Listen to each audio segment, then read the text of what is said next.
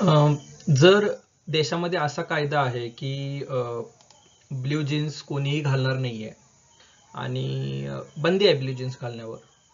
अ, पण तुम्ही तो कायदा मोडलात आणि तुम्ही तो कायदा मोडल्यामुळं तुम्हाला तर शिक्षा होणारच आहे, पण त्याचबरोबर तुमच्या वडिलांना पण शिक्षा होणार आहे, तुमच्या म्हणजे आई वडिलांना पण शिक्षा होणार आहे आणि तुमच्या मुलं बाळ जर असतील तर त्यांनाही शिक्षा होणार आहे.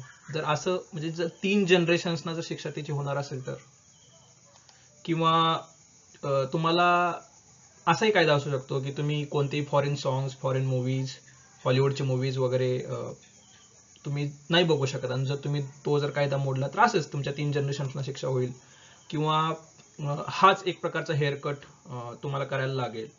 म्हणजे जवळपास जर सरकारने असे काही 28 हेअरकट्स घोषित केलेले आहेत आणि त्याच्यातलंच तुम्हाला चूज करायला लागेल की मी हा हेअरकट करणार आहे. मग महिलांसाठी वेगळे हेअरकट असतील, पुरुषांसाठी वेगळे हेअरकट असतील. तर तुम्ही म्हणाल काय चेष्टा लावली आहे, काय चाललंय. तर आपल्यासाठी हा दिवस उजाडला असेल किंवा नसेल, पण उत्तर कोरियातील लोकांसाठी नक्कीच हा दिवस उजाडलेला आहे. तर नॉर्थ कोरियामध्ये असेच काही विचित्र बंधनं आहेत त्यांच्यावर, राईट. ही सर्व बंधनं तिथे लागू आहेत. किंवा सौदी अरेबिया आहे, तिथे त्यांना त्यांचं राज्य करते किंवा त्यांचे जे रिप्रेझेंटेटिव्ह आहेत तेच चूज नाहीत करतायत, कारण मोनार्की आहे, राईट.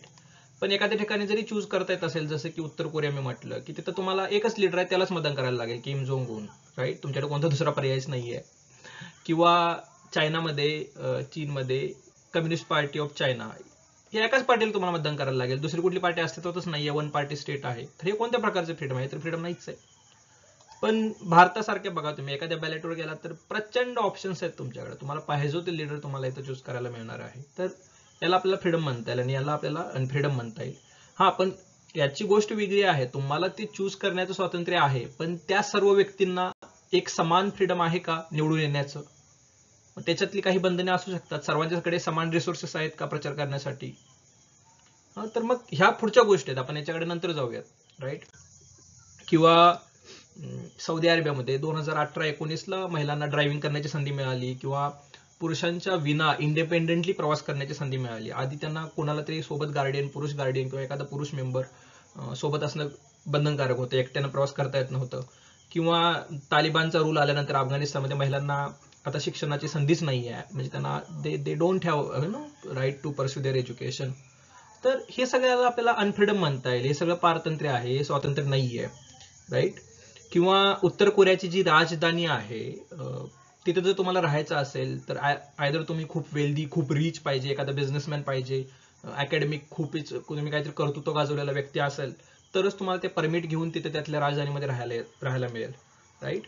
पण आपल्याकडे बघा, मुंबई असेल, दिल्ली असेल, सगळीकडे स्लम एरिया आहेत, राईट. म्हणजे असं काही बंधन नाहीये ना, तुम्ही पण जाऊन मुंबईमध्ये राहू शकता, तुम्ही तिथे मग फ्लॅट घेऊन राहा किंवा तिथे घर घ्या, किंवा तुम्ही मग स्लम एरियामध्ये जाऊन राहा, कुठेही राहा, असं काही बंधन नाहीये. हा, आता फ्रीडमची ज्यावेळी आपण व्याख्या करणार आहोत, ही गोष्ट मान्य करायला हवी की त्या मोठ्या बिल्डिंगमध्ये राहणाऱ्या व्यक्तींसाठीचं जे फ्रीडम आहे ते वेगळं असणार आहे, आणि ते स्लम एरियामध्ये खाली राहणाऱ्या व्यक्तींसाठीचं जे फ्रीडम आहे, यांचा जगण्याचा जो संघर्ष आहे रोजचा, राईट, तो वेगळा असणार आहे, ठीक आहे. किंवा तुम्ही जर डिसलॉयल्टी दाखवली किम जोंग उन विरुद्ध, जर उत्तर कोरिया तुम्ही ऍज अ टुरिस्ट जरी गेलात किंवा तिथलं उत्तर कोरियाचं तुम्ही जरी नागरिक असाल, तरी तुम्हाला डायरेक्टली म्हणजे डेथ पेनल्टी आहे जर तुम्ही तिथं काही तसं करू शकत नाही. पण भारतामध्ये असं काही नाहीये. आपले प्राईम मिनिस्टर असतील, त्यांना तुम्ही क्रिटिसाइज करू शकता, किंवा बाकीचे आपले मुख्यमंत्री असतील, काही इतर कोणीही पॉलिटिकल लीडर असेल, त्याला तुम्ही क्रिटिसाइज करू शकता. तुम्हाला ते राज्यघटनेनं 19(1) नुसार, आर्टिकल 19(1) नुसार तुम्हाला freedom of speech, expression, thought दिलेला आहे, राईट. तर अशा प्रकारे फ्रीडम अनफ्रीडम आपल्याला पाहता येईल. पण मागील वर्षीचीच बीबीसीचा रिपोर्ट आहे की उस्मानाबादमध्ये, म्हणजे पूर्वीचं उस्मानाबाद त्यावेळेचा, त्यानंतर धाराशिव आता आपण म्हणू त्याला, तर तिथे मजुरांची तस्करी आणि अमानुष छळची एक घटना उघडकीस आली. जवळपास 11 वेठबिगार मजुरांचा छळ तिथे केला जात होता. त्यांना अशा चेन्समध्ये बांधून ठेवलं जायचं, म्हणजे शेतावर त्यांना काम करायचं दिवसभर, त्यांना फक्त 2 टाइमचं काय असेल ते खायला द्यायचं आणि मग चेनमध्ये बांधून ठेवायचं, कुठे पळून जाऊ नये म्हणून. तर यांना, हा रिपोर्ट तुम्ही युट्यूबवर पाहू शकता, वेगवेगळ्या रेल्वे स्टेशन्सवरून यांना नोकरीचं आमिष दाखवून आणलं होतं आणि मग त्याच्यानुसार हे सगळं उघडकीस आलं, हे प्रकरण, राईट. किंवा आधी जर आपण गेलो, म्हणजे कॅपिटलिझमच्या सुरुवातीच्या काळामध्ये अशा प्रकारे वर्कर्सना भरलं जात होतं किंवा ज्ञान केली जात होती, मायनिंग मध्ये खालून वरती वगैरे. काय यांचं म्हणजे काय, यांना म्हणजे जवळपास 16-16, 18-18 तास काम करायचंय. छोट्या छोट्या मुलांनी, 6-7 वर्षाच्या, 5-5 वर्षाच्या मुलांना सुद्धा जवळपास 12-12, 13-13, 14-14 तास त्यावेळी ते काम करायला लावायचे. तर त्यावेळेचं त्यांचं काय फ्रीडम होतं, राईट? तर अशा प्रकारचे आणखी भरपूर प्रश्न उपस्थित होऊ शकतात. हे काही मी आजच्या जवळपास 3-4 दिवसातली जर तुम्ही इंडियन एक्सप्रेस, द हिंदू किंवा कोणतेही न्यूजपेपर्स वाचले तर ह्या न्यूज तुम्हाला काही दिसतील की टेल्स ऑफ कामसूत्र नावाचा एक इव्हेंट गोवामध्ये होणार होता आणि तो आता कॅन्सल झाला कारण कॅथोलिक जे ग्रुप्स आहेत त्यांनी प्रोटेस्ट केला. म्हणजे कोणाची तरी धार्मिक भावना दुखावली, याच्यामुळे कुणाला तरी काही प्रोग्राम घ्यायचा होता तो कॅन्सल करायला लागला. तर हे फ्रीडम आहे ते कॅथोलिक ग्रुप्स जे आहेत त्यांचं फ्रीडम म्हणायचं किंवा जे प्रोग्राम ऑर्गनाईज करणार होते त्यांच्यासाठीचं अनफ्रीडम म्हणायचं, कसं आहे म्हणजे इकडे कसं पाहायचं आपण? यांच्या धार्मिक भावना दुखावल्या तर यांच्यासाठीचं ते म्हणजे काय आहे नेमकं, याचे डायमेन्शन्स कोणते आहेत? किंवा क्लायमेट चेंज मुळे आपल्याला माहिती आहे समुद्राची पातळी वाढते किंवा वादळ येत आहेत, भरपूर काय काय गोष्टी होत आहेत. आणि जर तुम्ही जर आपली जो ईस्टर्न कोस्ट आहे ओडिसा वगैरे आंध्र प्रदेश, भरपूर भाग हा पाण्याखाली जातोय दिवसा. म्हणजे माझं इथं गाव होतं, माझी ती शेती होती, पण आज ती नाहीये कारण समुद्राने ते खाऊन टाकलेलं आहे, गिळून टाकलेलं आहे. म्हणजे समुद्र असा वाढतोय. तर त्यांच्यासाठीचा जगण्याचा जो संघर्ष आहे त्यांच्यासाठीचे फ्रीडम काय आहेत, राईट? किंवा रेल्वे ऍक्सिडेंटमध्ये फक्त 2023 मध्येच 21,803 पर्सन्सची डेथ झालेली आहे. काहींची स्वतःची चुकी असेल पण काहींची चुकी नसेलही, राईट? बहुतांश लोकांची चुकी स्वतःची नसणार आहे. तर त्यांच्यासाठीचं राईट टू लाईफ हिरावून घेतलंच ना शेवटी. म्हणजे त्यांच्यासाठीचं जगण्याचं स्वातंत्र्य तर हिरावून घेतलेलं आहे. तर त्यांच्यासाठीचं म्हणजे कसं आपल्याला पाहता येईल त्या दृष्टिकोनातून? हाच एक आपल्याच महाराष्ट्रातील एक घटना आहे. अमरावती येथून एक ॲलिज्ड असं म्हणणं आहे की मॅलन्यूट्रिशनमुळे जवळपास जून पासून आतापर्यंत जर तुम्ही आकडा जर पाहिला तर 65 इन्फंट्सची डेथ झालेली आहे. तर त्यांच्यासाठीच जगण्याचं स्वातंत्र्य आहे का त्यांना? जर त्यांना आजही मॅलन्यूट्रिशन असेल, तिथे आजही पॉवर्टी असेल, जगण्यासाठीचा संघर्ष असेल, तर त्यांच्यासाठीचे स्वातंत्र्याचे मायने काय आहेत आदिवासी पाड्यांमध्ये, वस्त्यांमध्ये? तर आपल्याला आता म्हणजे हे काही एक्झाम्पल्स होते आणि आता आपल्याला इथून आपल्याला सुरुवात करायची आहे की स्वातंत्र्य आपल्याला समजून घ्यायचं आहे, राईट? तर स्वातंत्र्य नेमकं आहे काय, राईट? तर एक विवादास्पद संकल्पना आहे, म्हणजे ज्याला आपण पॉलिटिकल सायन्समध्ये म्हणतो की इसेन्शियली कॉन्टेस्टेड कन्सेप्ट. म्हणजे काय आहे की प्रत्येकाचे त्याच्याकडे बघण्याचे दृष्टिकोन, म्हणजे उदारमतवादी विचारवंत असतील, मार्क्सवादी असतील, अराजकतावादी अनार्किस्ट लोक असतील, नॅशनलिस्ट लोक असतील, फेमिनिस्ट लोक असतील, कम्युनिटेरियन्स असतील, तर किंवा पोस्ट मॉडर्निस्ट असतील, प्रत्येकाचं स्वातंत्र्याकडे बघण्याचे दृष्टिकोन वेगळे आहेत आणि त्याच्यानुसार त्यांच्या डेफिनेशन्सही वेगळ्या होतात. म्हणजे नॅचरल सायन्समध्ये किंवा फंडामेंटल सायन्सेसमध्ये जशी आपल्याला ग्रॅव्हिटीची एकच व्याख्या करता येते, राईट? तशी स्वातंत्र्याची एकच व्याख्या नाही करता येऊ शकत. प्रत्येकाचे दृष्टिकोन वेगळे असतात, त्याच्यानुसार त्याच्या व्याख्या वेगळ्या वेगळ्या होऊन जातात, त्याचे मायने बदलतात आणि त्याच्यानुसार आपल्याला तसं स्वातंत्र्याकडे पाहायला लागतं, राईट? तर म्हणजे प्राथमिक जरी आपण स्वातंत्र्याकडे बघू की एक बंधने नसणे किंवा एखाद्या गोष्टी करण्याची कॅपॅबिलिटी असणे, सामर्थ्य असणे, म्हणजे प्रतिबंधांचा एखादा अभाव असणे, राईट? मग ती प्रतिबंध फक्त फिजिकलच असतात का? नाहीये. ती सामाजिक असू शकतात, आर्थिक असू शकतात, सांस्कृतिक असू शकतात, मानसशास्त्रीय बंधनेही असू शकतात, राईट? तर ही बंधनं नाहीच होणं म्हणजे स्वातंत्र्य. मग याच्यामध्ये कायद्यामध्ये आपल्याला काही गोष्टींचं स्वातंत्र्य असू शकतं, right? You can freely roam around whole country, म्हणजे तुम्ही पूर्ण भारतभरात तुम्हाला फिरण्याचं स्वातंत्र्य आहे, राईट फ्रॉम केरळ, कन्याकुमारी पासून वरती लडाख पर्यंत आणि इकडे गुजरात पासून तिकडे अरुणाचल प्रदेश पर्यंत. ऑफकोर्स तिथे तुम्हाला इनर लाईन परमिट लागेल काही स्टेट्समध्ये नॉर्थ ईस्टच्या, पण ते जर तुम्ही घेतलं तर तुम्हाला फिरण्याचं स्वातंत्र्य आहे. पण खरंच तुमच्याकडे खिशात पैसे आहेत का तिथे फिरण्यासाठी? तुम्ही ते ट्रेनचं, एअरप्लेनचं तिकीट अफोर्ड करू शकता का? मग नसेल तर मग सरकारने काही सुविधा केलेल्या आहेत का? काही अफोर्डेबल रेट्समध्ये तिकीट्स आहेत का? किंवा पब्लिक ट्रान्सपोर्टची सिस्टम आहे का? मग असं त्याचे मायने बदलतात. म्हणजे कायद्यावर, पेपरवर असणारं स्वातंत्र्य आणि प्रॅक्टिकल जमिनीवर अस्तित्वात असणारे स्वातंत्र्य, मग याच्याकडे कसं पाहिजे? म्हणून अमर्त्य सेनचा एक कॅपेबिलिटी अप्रोच आहे की ज्याच्याकडे संधी नाही, संसाधन नाही किंवा सामाजिक सुरक्षा नाही, यांचे स्वातंत्र्य फक्त कागदावरच राहतं आणि त्यासाठी मग ती कॅपेबिलिटी आपल्याला तयार करायला लागेल आणि मग त्यांच्या थ्रू ते म्हणजे स्वातंत्र्य आपल्याला ते रिअलाइज त्यांना करता येईल, राईट? तर स्वातंत्र्याकडे आपण ज्यावेळी पाहू तर आपण थोडंसं एक बेंजामिन कॉन्स्टंट नावाचा एक थिंकर स्कॉलर आहे, तो दोन ह्याच्यामध्ये विभागणी करतो. एक होतो तो म्हणतो की liberty of ancients and liberty of moderns. तर लिबर्टी ऑफ एन्शियंट्स मध्ये म्हणजे ज्यावेळी पूर्वीच्या लोकांचे स्वातंत्र्य, लिबर्टी ऑफ एन्शियंट्स मध्ये महत्वाचं हे होतं की ज्यावेळी आपण एथेन्स मध्ये जाऊ की राजकीय अधिकार म्हणजे आपापल्याला सेल्फ गव्हर्नमेंटमध्ये liberty to participate in to government, मग निर्णय प्रक्रियेत सहभाग घेणं, कायदे बनवण्याचा अधिकार असणं, सार्वजनिक वादविवादामध्ये भाग घेण्याचा अधिकार असणं, न्यायालयामध्ये स्वतःचे मत मांडण्याचा अधिकार असणं, हे होते आधीचं स्वातंत्र्याची संकल्पना, राईट. आणि आपला जो फ्रीडम मुवमेंट होती, आपला जो स्वातंत्र्याचा संघर्ष होता, तो कदाचित याच्यासाठीच होता की आपल्याला आपली सेल्फ गव्हर्नमेंट असलं पाहिजे. तुम्ही लंडनमध्ये बसून तिथून किंवा तुमची इथं माणसं पाठवून आम्हाला रूल नाही करू शकत, राईट. तर आणि मग ही जी कन्सेप्ट आहे ही ॲथेन्समध्ये आपल्याला पाहायला मिळते. प्लेटो, अरिस्टॉटल यांच्या काळामधलं जे स्वातंत्र्य होतं याच्यामध्ये ना फक्त प्रॉब्लेम हा होता ना की हे स्वातंत्र्य फक्त पुरुषांनाच होतं. म्हणजे अरिस्टॉटलची जी सिटिझनशिपची व्याख्या आहे त्याच्यामधून तो स्त्रिया असतील, गुलाम असतील, स्थलांतरित जे लोक असतील, कैदी असतील, यांना तो एक्सक्लूड करतो. यांच्यासाठी ते स्वातंत्र्य नव्हतं. स्लेव्ज असतील, राईट, म्हणजेच गुलाम, यांच्यासाठी ते स्वातंत्र्य नव्हतं. त्यामुळे ही समावेशी अशी संकल्पनाच नव्हती. म्हणजे हे पूर्णपणे एक्सक्लुजनवर आधारित हे स्वातंत्र्य आपल्याला होतं असं म्हणता येईल. मग हळूहळू रोमन साम्राज्यामध्ये जे स्वातंत्र्य होतं ते मग रूल ऑफ लॉ आणि मग ते कायद्याच्या अंतर्गतलं स्वातंत्र्य, मग व्यक्ती राज्यापुढे समतुल्य असले पाहिजे, कायद्याच्या सर्वांना संरक्षण असले पाहिजे, मालकी हक्काचे संरक्षण झाले पाहिजे, इथेपर्यंत आपण पोहोचलो. पण मग मध्ययुगीन काळामध्ये धार्मिकतेचं जे कर्मकांडांचं जे प्रचंड स्तोम माजलेलं होतं त्याच्यामध्ये मग कुठेतरी आपल्याला त्याचं एक अधोपतन स्वातंत्र्याचं झालेलं दिसतं.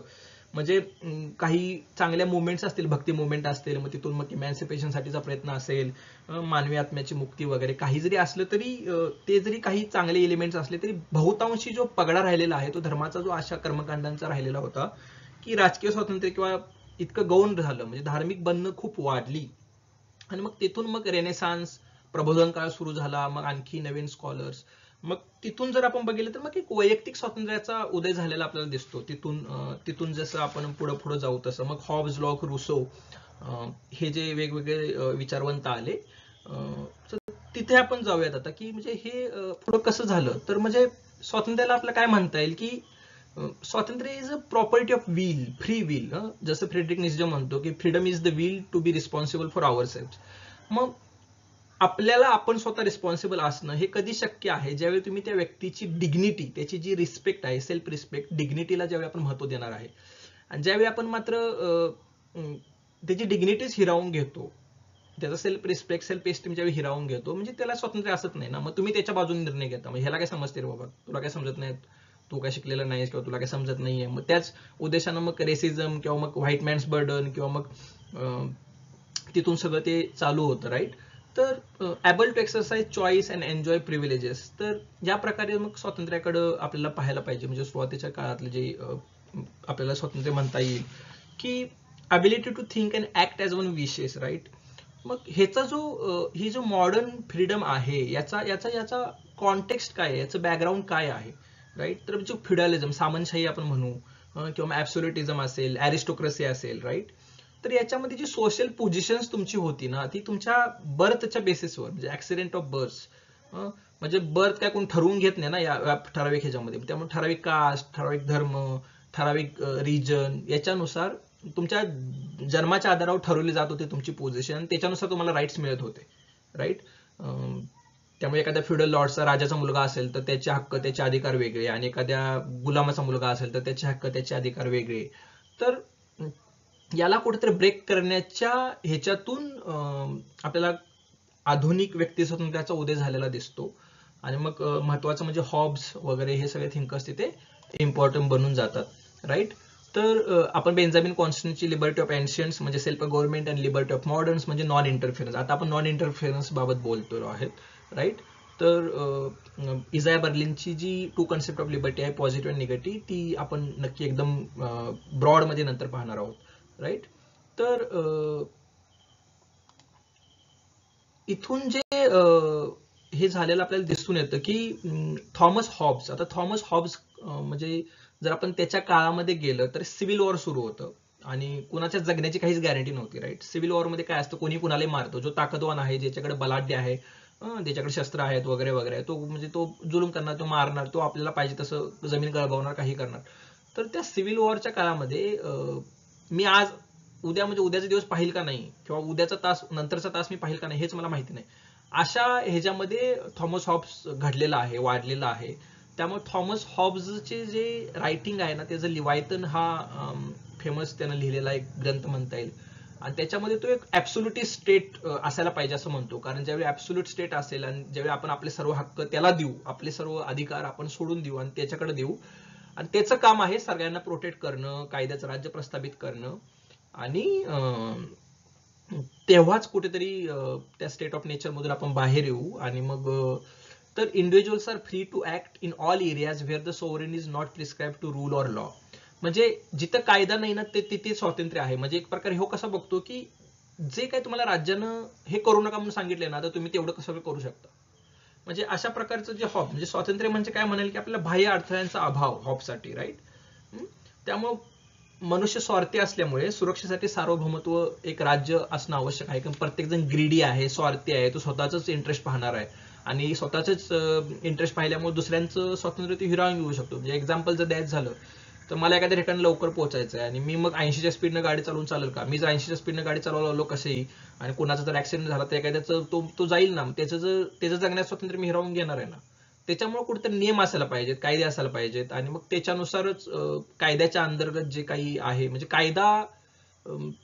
तर अशा प्रकारे इथून मग स्वातंत्र्याची पूर्णपणे हे सुरू झालेलं दिसतं की absence of external interference, coercion, free if they are not physically or legally hindered. म्हणजे कायद्यानं जर त्यांना काही बंधन घातलेलं नसतील ना, तिथं त्यांचं स्वातंत्र्य आहे, राईट. अशा प्रकारे हॉब्स आपल्याला दिसून येतो. त्याच्यानंतर सगळ्यात महत्वाचा, ज्याला उदारमतवादाचा जनक आपण म्हणू, तो आहे John Locke, right. So John लॉकनं मात्र हॉब्स पेक्षा बरोबर उलटा फ्रीडमची डेफिनेशन म्हणता येणार नाही, पण फ्रीडमला पाहिलेलं आहे. तो असं म्हणतो ना की जिथं कायदा आहे तिथे स्वातंत्र्य आहे.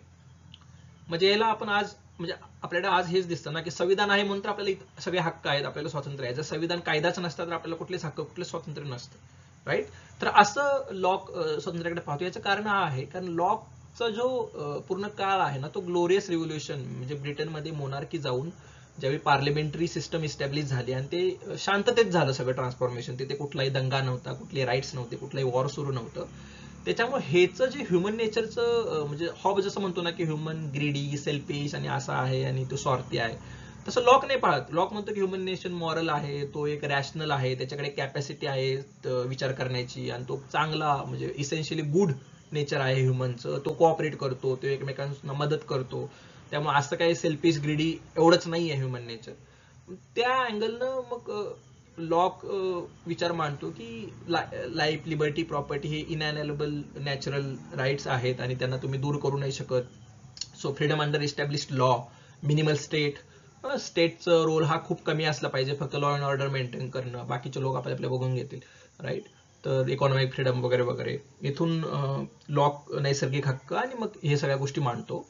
आणि त्याच्यानंतर मग महत्वाचा थिंकर सगळ्यात जास्त कोणी फ्रीडमसाठी लिहिलेला आहे आणि त्याचं बुकचंच नाव होतं ऑन लिबर्टी, राईट. तर J.S. मिल, त्याला आपण ट्रान्झिशनरी थिंकरही म्हणतो, म्हणजे क्लासिकल टू मॉडर्नच्या मधला ब्रिज, राईट. कारण हा काही निगेटिव्ह लिबर्टी बद्दलही बोलतो, पॉझिटिव्ह लिबर्टी बद्दलही बोलतो, त्याचा एक ब्रिज आहे. तर J.S. मिलचं सगळ्यात महत्वाचं कॉन्ट्रीब्युशन हे होतं ऑन लिबर्टीमध्ये. तो हे म्हणतो की over himself, over his on body and mind the individual is sovereign. म्हणजे तुम्हाला एखाद्याच्या ऍक्शन्स मध्ये किंवा एखाद्याच्या आयुष्यामध्ये इंटरफेअर करण्याचा अधिकार फक्त आणि फक्त तेव्हा आहे जेव्हा त्याच्या कुठल्या तरी ऍक्शनमुळे तुम्हाला हानी पोहोचवते, इतरांना हानी पोहोचते. म्हणजे मी माझ्या रूम मध्ये काही करतोय आणि त्याचा जर कुणाला त्रास होत नसेल बाहेर, तर तुमचं काहीही संबंध नाहीये. मी काय पाहतोय माझ्या स्क्रीनवर, मी माझ्या लॅपटॉपवर, मी माझ्या मोबाईलवर, मी काय करतोय माझ्या आयुष्यामध्ये, मी कोणतं काय खातोय, राईट. म्हणजे जर म्हणजे हे असं लिहिलेलं आहे की एखाद्या व्यक्ती जरी आपल्या घरामध्ये, आपल्या खोलीमध्ये ड्रग्ज जरी घेत असेल आणि त्याचा इम्पॅक्ट त्याच्यावरच होणार आहे ना, ते मी म्हणजे त्या व्यक्तीने ड्रग घेतल्यामुळं बाकीच्या बाहेरच्या कुठल्या लोकांना काही होणार नाहीये, तर त्यावेळी सुद्धा त्याला तो अधिकार आहे, तुम्ही त्याच्यात इंटरफेअर नाही करू शकत. म्हणजे जोपर्यंत दुसऱ्याला काही हानी पोहोचत नाहीये तोपर्यंत म्हणजे तुम्ही कोणत्याही प्रकारचा इंटरफिरन्स तिथं नाही करू शकत. So placing restrictions on freedom of expression of human being is like robbing of the present and the future races. म्हणजे freedom of speech, expression, thought तर पूर्णपणे अनलिमिटेड असलं पाहिजे, तिथे कोणतीच बंधनं असता कामा नाहीयेत, असं त्याचं म्हणणं आहे. म्हणजे ज्यावेळी आपण गॅलिलिओ, कोपर्निकस यांच्या काळामध्ये गेलो आणि ते ज्यावेळी म्हणत होते की अरे बाबा सूर्य नाही फिरत आहे तर पृथ्वी सूर्याभोवती फिरते, आणि त्यावेळी त्यांना खोळ्यात काढलं आणि त्यांना मग मृत्यूदंडाची वगैरे शिक्षा झालेली आपल्याला माहिती आहे त्यावेळीच्या चर्चा आणि त्या सगळ्यात होता, म्हणजे ते सगळं होतं त्यावेळी. आणि नंतर ते खरं ठरलं नाही का, म्हणजे पृथ्वी फिरते सूर्याभोवती, त्यांनी जे त्यावेळी मांडलं होतं, पण त्यांना त्याची मृत्यूदंड शिक्षा भोगायला लागली. तसंच झालेलं आहे सॉक्रेटिसच्या बाबतीत सुद्धा. सॉक्रेटिसला सुद्धा त्यावेळी त्यांनी तू बाबा युवकांना भडकवतोय अशा प्रकारचा आरोप लावून त्याला मग ते हेमलॉक पिऊन मृत्यूदंडाची शिक्षा भोगायला लागली, राईट. आणि मग त्यामुळं तुम्हाला काय माहिती की कोण आज काय बोलतोय ते उद्या जाऊन खरं ठरेल, आणि तुम्ही मग एक प्रकार तेच करताय की तुम्ही त्याच्यामध्ये इंटरफेअर नाही करू शकत. त्याला पूर्ण फ्रीडम असलं पाहिजे काही बोलण्याचं, आणि जरी तो चुकीचं बोलत असेल तर तो बोलल्यामुळे तुम्ही त्याला काउंटर करा आणि त्याच्यातून तुमचंच नॉलेज वाढेल, तुमची जी म्हणणं आहे ते आणखी स्ट्रॉंग होईल, राईट. त्यामुळं ते डिसेंटला तो स्कोप असला पाहिजे असं जे.एस. मिल म्हणतो ऑन लिबर्टीमध्ये, राईट. त्यानंतर रुसो आला. रुसोनं थोडंसं एक कंट्रोवर्शियल या अर्थानं की तो म्हणतो की ऑबिडियन्स इज फ्रीडम, म्हणजे कायद्याचे तुम्ही पूर्णपणे फॉलो करणं हेच फ्रीडम आहे. फोर्स टू बी फ्री म्हणजे त्याची जनरल विलची एक कन्सेप्ट आहे. जनरल विल म्हणजे ज्याला आपण कलेक्टिव्ह विल किंवा कॉमन विल म्हणू, राईट. म्हणजे आपल्या प्रत्येकाच्या एक काही पर्सनल वैयक्तिक गरजा असतात, यांच्या वरती उठून समाजाचं चांगलं व्हावं या अर्थीने एक कॉमन काही जर ज्या गरजा आहेत त्याला आपण म्हणू एक जनरल विल, राईट. जर एखाद्या व्यक्ती ती फॉलो करत नसेल तर त्याला फोर्स करून डिसिप्लिन लावून ती फॉलो करायला लावणं म्हणजेच खऱ्या अर्थानं स्वातंत्र्य आहे, असं जेन जॅक रुसोचं म्हणणं आहे, राईट. तो म्हणतो man is born free and everywhere he is in chains, right. तर हे त्याचं महत्वाचं कोट आहे, right. So when a citizen obey a law derived from a general will, he is in effect obeying the rule that he himself as a member of sovereign help to prescribe. म्हणजे आपण आपल्या स्वतःसाठी कायदा जो केलेला आहे त्याला follow करणं गरजेचं आहे, राईट. सो या अँगलनं रुसो आपल्याला इकडे बोलताना कळेल. आता आपण महत्वाची कन्सेप्ट जे आधी मी म्हटलं की निगेटिव्ह फ्रीडम आणि पॉझिटिव्ह फ्रीडम काय आहे नेमकं, म्हणजे फ्रीडमची आपण ज्यावेळी दोन गोष्टीमध्ये डिवाइड करतो तर हे समजून घेणं गरजेचं आहे, राईट. तर इझाय बर्लिन नावाचा जो स्कॉलर आहे त्याचं लेक्चर खूप गाजलं आणि त्याच्यानंतर मग पुढं रिटर्नमध्ये त्याचे पब्लिकेशन आलं की टू कन्सेप्ट ऑफ लिबर्टी. याच्यामध्ये तो म्हणतो की फ्रीडम दोन प्रकारचं आहे. निगेटिव्ह म्हणजे त्या अर्थानं निगेटिव्ह नाहीये. Negative freedom and positive freedom, right. सकारात्मक स्वातंत्र्य, नकारात्मक स्वातंत्र्य. तर आपण पहिल्यांदा नकारात्मक स्वातंत्र्य काय आहे हे पहिला पाहू. तर नकारात्मक स्वातंत्र्य जे आहे ते associated with classical liberal tradition, म्हणजे सुरुवातीचं लॉक, हॉब्स, रुसो, मिल यांच्या वेळेचं जे सुरुवातीला ज्यावेळी कॅपिटलिझमचा उदय होत होता, उदारमतवादाचा उदय होत होता त्यावेळीची जी विचारसरणी आहे, ॲडम स्मिथ वगैरे, स्पेन्सर, हर्बर्ट स्पेन्सर, तर त्यांच्याशी ते रिलेटेड आहे. तर याच्यासाठी काय आहे फ्रीडम म्हणजे काय आहे या स्कॉलर्ससाठी की ऍब्सेन्स ऑफ इम्पिडिमेंट्स, म्हणजे कुठलीही बंधनं, बाह्य बंधनं माझ्यावर नसायला पाहिजेत, एक्सटर्नल कन्स्ट्रेंट कुठलीही नसायला पाहिजे, म्हणजे फ्रीडम फ्रॉम समथिंग. तर म्हणजे आता एक एक्झाम्पल देतो मी की युपी मध्ये एक जर्नलिस्ट होता आणि त्यानं हे उघडकीस आणलं की फक्त मिड डे मील मध्ये मुलांना फक्त मिठाचं पाणी आणि काहीतरी असं काहीतरी दिलं जाते फक्त, आणि तिथं काहीतरी घोळ आहे बाबा, करप्शन आहे. नंतर काय झालं, त्या जर्नलिस्टवरच केस झाली. म्हणजे त्याचं जे जर्नलिस्टिक फ्रीडम होतं त्याच्यावर गदा आणली, म्हणजे कुणी कन्स्टेंट आणलं, त्याला जेलमध्ये जायला लागलं किंवा काय झालं ते पुढच्या गोष्टी आपल्याला नाही माहिती, पण सॉर्ट ऑफ FIR झालं. मग त्याच्यानुसार त्या भीतीनं काही त्याच्या फ्रीडम ऑफ स्पीचवर काही बंधनं आली, राईट. तर ही सगळी बंधनं नसायला पाहिजेत, म्हणजे बाह्य कुठली बंधनं माझ्यावर नसायला पाहिजेत. तर ह्याला फ्रीडम म्हणता येईल या अँगलनं. तर ह्याच्या काही गोष्टी आहेत की ह्या ज्यावेळी आपण निगेटिव्ह फ्रीडमकडे पाहू तर सगळ्यात महत्वाचं आहे की absence of impediments, non interference, right. So best guarantee of freedom of choice and personal importance इथं महत्वाचं आहे, पर्सनल इंडिपेंडन्स महत्वाचं आहे, right. So freedom from something जसं आपण आधी म्हणलो, तर सगळ्यात मोठा इम्पिडिमेंट काय आहे तर लॉ आहे, राईट. यांच्यासाठी काय आहे की लॉ आपल्याला भरपूर बंधनं घालतो, लॉ, राईट. हे करू नका, ते करू नका, हे असंच करा, रात्री त्यानंतर हे करायचं नाही, ते करायचं नाही, वगैरे वगैरे वगैरे. So law seen as a main obstacle to freedom, right. त्यामुळे कुठेतरी थॉमस हॉब्स म्हणत असेल की जिथे लॉ नाही आहे तिथे फ्रीडम आहे किंवा अशा प्रकारचं. पण जॉन लॉक असंही म्हणतो की law does not restrict liberty as much as it enlarge it, म्हणजे लॉ मुळेच खऱ्या अर्थानं हे आहे, पण फ्रीडमला स्वातंत्र्य म्हणजे प्रोटेक्शन आहे. तर इथे आपल्याला स्टेटचा रोल मिनिमल असला पाहिजे. स्टेटचं काम काय आहे, लॉ अँड ऑर्डर मेंटेन करणं, लोकांची जी लाईफ, लिबर्टी, प्रॉपर्टी आहे याचं संरक्षण करणं. याच्या पलीकडे स्टेटचा काही रोल नसायला हवा. स्टेट जितकं मिनिमल असेल तितकं माझं फ्रीडम जास्त असणार, राईट. तर या अँगलनं हे पाहतात. आयडिया ऑफ चॉईस, तुमच्याकडं म्हणजे जे निर्णय स्वातंत्र्य आहे ते खूप महत्वाचं आहे, राईट. सो याच्यामध्ये लिबर्टेरियन स्कॉलर्स म्हणजे फ्रीडमन असतील किंवा जो म्हणजे मिल्टन फ्रीडमन पासून नॉझिक असेल, राईट. तर हे सगळे येतात त्याच्यामध्ये. मग त्यांचं इकॉनॉमिक फ्रीडम, मार्केट फ्रीडम, म्हणजे मला काम करण्याचं स्वातंत्र्य, मला माझा धंदा, व्यवसाय, बिझनेस करण्याचं स्वातंत्र्य, राईट. तर ह्या अँगलनं इकडे जास्त करून पाहिलं जातं. पण महत्वाचा फॅक्टर हा आहे, मी जी चॉईस एक्सरसाइज करतोय पण ती खरंच व्हॉलंटरी आहे का ती फोर्स्ड आहे, राईट. तर हे सुद्धा पाहायला लागेल आपल्याला. ती व्हॉलंटरी चॉईस असणं गरजेचं आहे, ती मी आतून स्वतःहून घेतलेला निर्णय असणं गरजेचं आहे, राईट. जेन्युइन चॉईस आहे का. कारण मग प्रॉब्लेम असा येतो ना की अनएम्प्लॉयमेंट भरपूर आहे, नोकऱ्याच नाही आहेत आणि मग माझ्याकडे पर्यायच नाही ना, मला कुठला मिळेल तो जॉब करण्याशिवाय.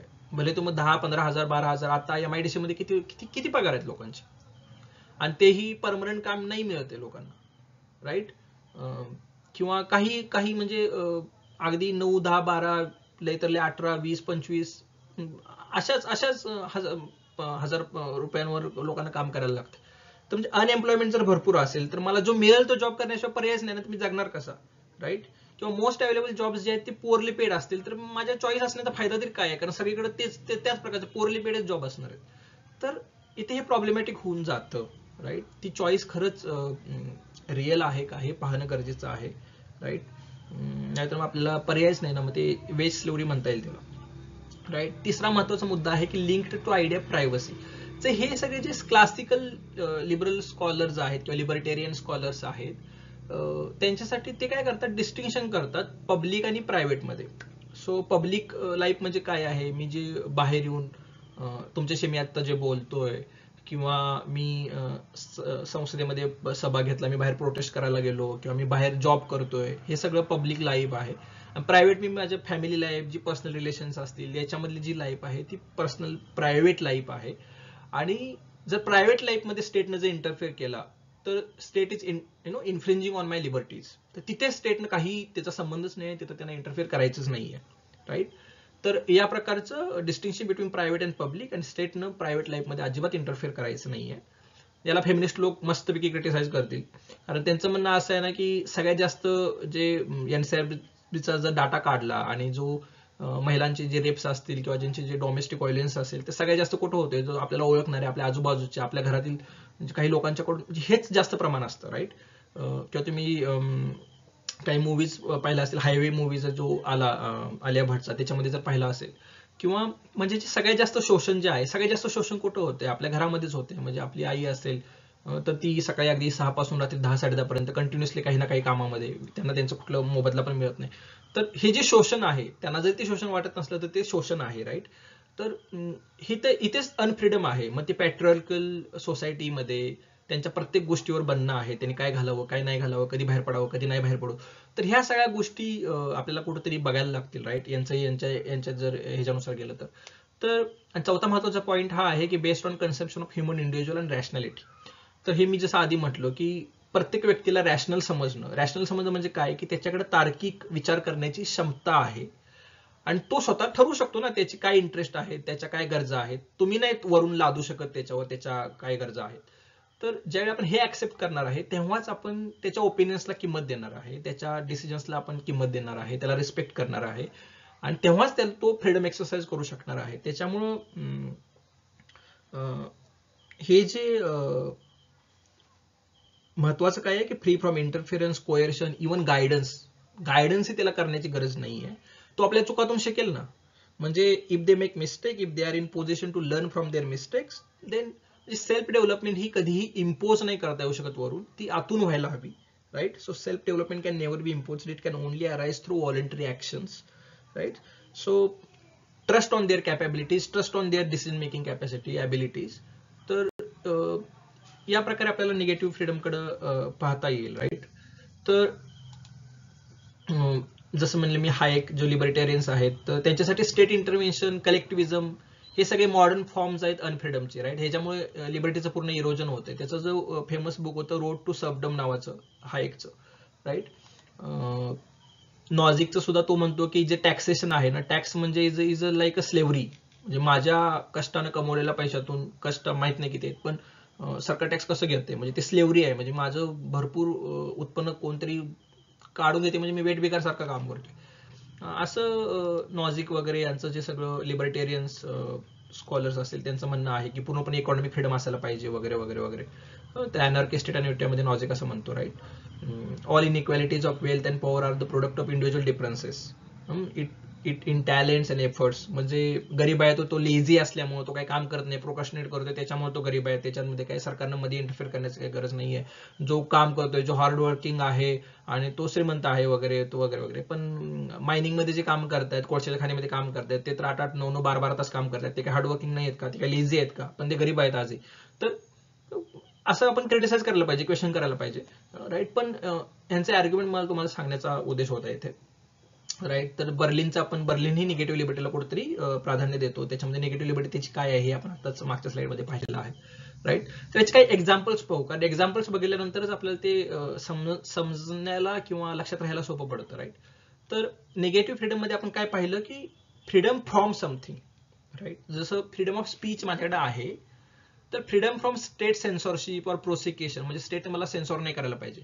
बहुतांशी आपल्याकडे सगळ्यात फालतू कुठली गोष्ट असेल ज्याला मी अजिबात त्याला समर्थन करणार नाही, जे सेन्सॉर बोर्ड जो आहे, म्हणजे काही 4-5 लोक बसून ठरवणार की तुम्ही काय पाहायला पाहिजे आणि काय नाही पाहायला पाहिजे. आणि मग त्याच्यावरून आता भरपूर हायकोर्ट्समध्ये केसेस गेलेले आहेत. केरळमधील काही मूव्हीज मधून केसेस आपल्याला पाहायला मिळतील, तिथे चालू आहेत, किंवा कुठल्याही म्हणजे. तर इथे की फ्रीडम फ्रॉम सेन्सॉरशिप, राईट, और प्रोसिक्युशन, म्हणजे असं की कुठला जर्नलिस्ट काही लिहित असेल तर त्याच्यावर केसेस टाकणे, किंवा भरपूर जर्नलिस्टची हत्या होते काही उद्योगपतींच्याकडून, किंवा काही तिथल्या माफिया असतील, वाळू माफिया वगैरे असतील, तिने जर उघडकीस आणलं, पेपरमध्ये काही लिहिलं, तर अशा भरपूर झारखंडमध्ये आपण बघितलं, राईट. तिथे एक हत्या झाली. नंतर वरती उत्तराखंडमध्ये एका जर्नलिस्टची हत्या झालेली आहे. तर म्हणजे हे कसं आहे की फ्रीडम टू प्रोटेस्ट आहे आपल्याला, राईट. आपल्याला फ्रीडम टू प्रोटेस्ट आहे, पण मग पोलीस आणि गव्हर्नमेंट आर्बिट्ररी ऍक्शन्स घेत असेल, लाठीचार्ज होत असेल, आणि शांततेनं होणारा प्रोटेस्ट जर दडपून टाकण्यात येत असेल, तर मग म्हणजे ही एक आयरनी आहे, राईट. आता सध्या आपण आजच बघा, आजच्याच पेपरमध्ये आहे, किंवा दिल्लीमध्ये पाकच म्हणजे ते AQI तर पाक भट्टी लागलेली आहे. म्हणजे 500 तर नॉर्मलच आहे. म्हणजे दिवाळीत तर तो म्हणजे एकदमच 800-1000च्या वरतीच क्रॉसच करते. तर आणि बाहेरच्या देशांमध्ये बघितलं आपण, जे डेव्हलप्ड काही कंट्रीज असतील तर 25-20 असा, म्हणजे किती प्रचंड फरक आहे. तर त्याच्या विरुद्ध जो प्रोटेस्ट चालला होता, तर त्यांना आत टाकलं सगळ्यांना. म्हणजे आणि सगळ्यात मोठी आयरनी ही आहे, मला सरकारविरुद्ध प्रोटेस्ट करायचं आहे आणि त्याच्यासाठीची परमिशन मला सरकारकडूनच घ्यायला लागणार आहे, राईट. म्हणजे हे सगळ्यात ह्याच्यासारखं हास्यास्पद गोष्ट कुठली नाहीये. म्हणजे मला एखाद्या म्हणजे पोलीस व्यवस्था किंवा यांच्याकडून मला परमिशन घ्यायला लागणार, सर मी इथं प्रोटेस्ट करणार आणि ठराविक ह्या ठिकाणी करणार आणि असंच करणार. त्याच्यासाठीच काही मला हे लक्षात येतंय की माझ्या प्रोटेस्टमुळे दुसऱ्यांना नाही त्रास झाला पाहिजे. मी प्रोटेस्ट करण्यामुळं बाकीच्यांच्या जा गेला, रहदारीला काही त्रास नाही झाला पाहिजे, त्यांना काही टेन्शन नाही झालं पाहिजे, हे मी समजू शकतो. पण मग ह्याचं काय होतं ना, याचा वापर सरकारकडून त्या अँगलने करून घेतला जातो की काही प्रोटेस्टला परवानगी द्यायची, काही प्रोटेस्टला नाही द्यायची, मग त्यात ते आर्बिट्ररी डिसिजन्स घेतात की वगैरे वगैरे. तर त्यामुळे आर्बिट्ररी ऍक्शन्स नाही झाल्या पाहिजेत, राईट. अनआर्म्ड पीसफुली मला असेंबल करण्याचा हक्क आहे, आणि तो जर मी करत असेल तर तुला ते असायला पाहिजे. Freedom from unlawful arrest, freedom from Bing detained without Bing informed. तर आधी असं आपल्याला आधीच्या मूवीज मध्ये जर आपण पाहिलं जुन्या, तर असंच की आत टाकला 3-4 दिवस, त्याला कुठे पेपरवर्क पण लिहिलेलं नाहीये, कुठे पेपरवर्क नाहीये, काही नाही, कोर्टात नेलं नाही, काही नाही. पण आता तशी अवेअरनेस आलेला आहे की 24 तासात मला अधिकार आहे की 24 तासात मला कोर्टात हजर केलं पाहिजे, मी का अरेस्ट केले याच्याबद्दलची मला माहिती दिली पाहिजे, मला अधिकार आहे वकील हायर करण्याचा, मला एक अधिकार आहे माझ्या घरच्यांशी बोलण्याचा एकदा की बाबा असं असं झालेलं आहे, त्यांना ते कळवण्याचा.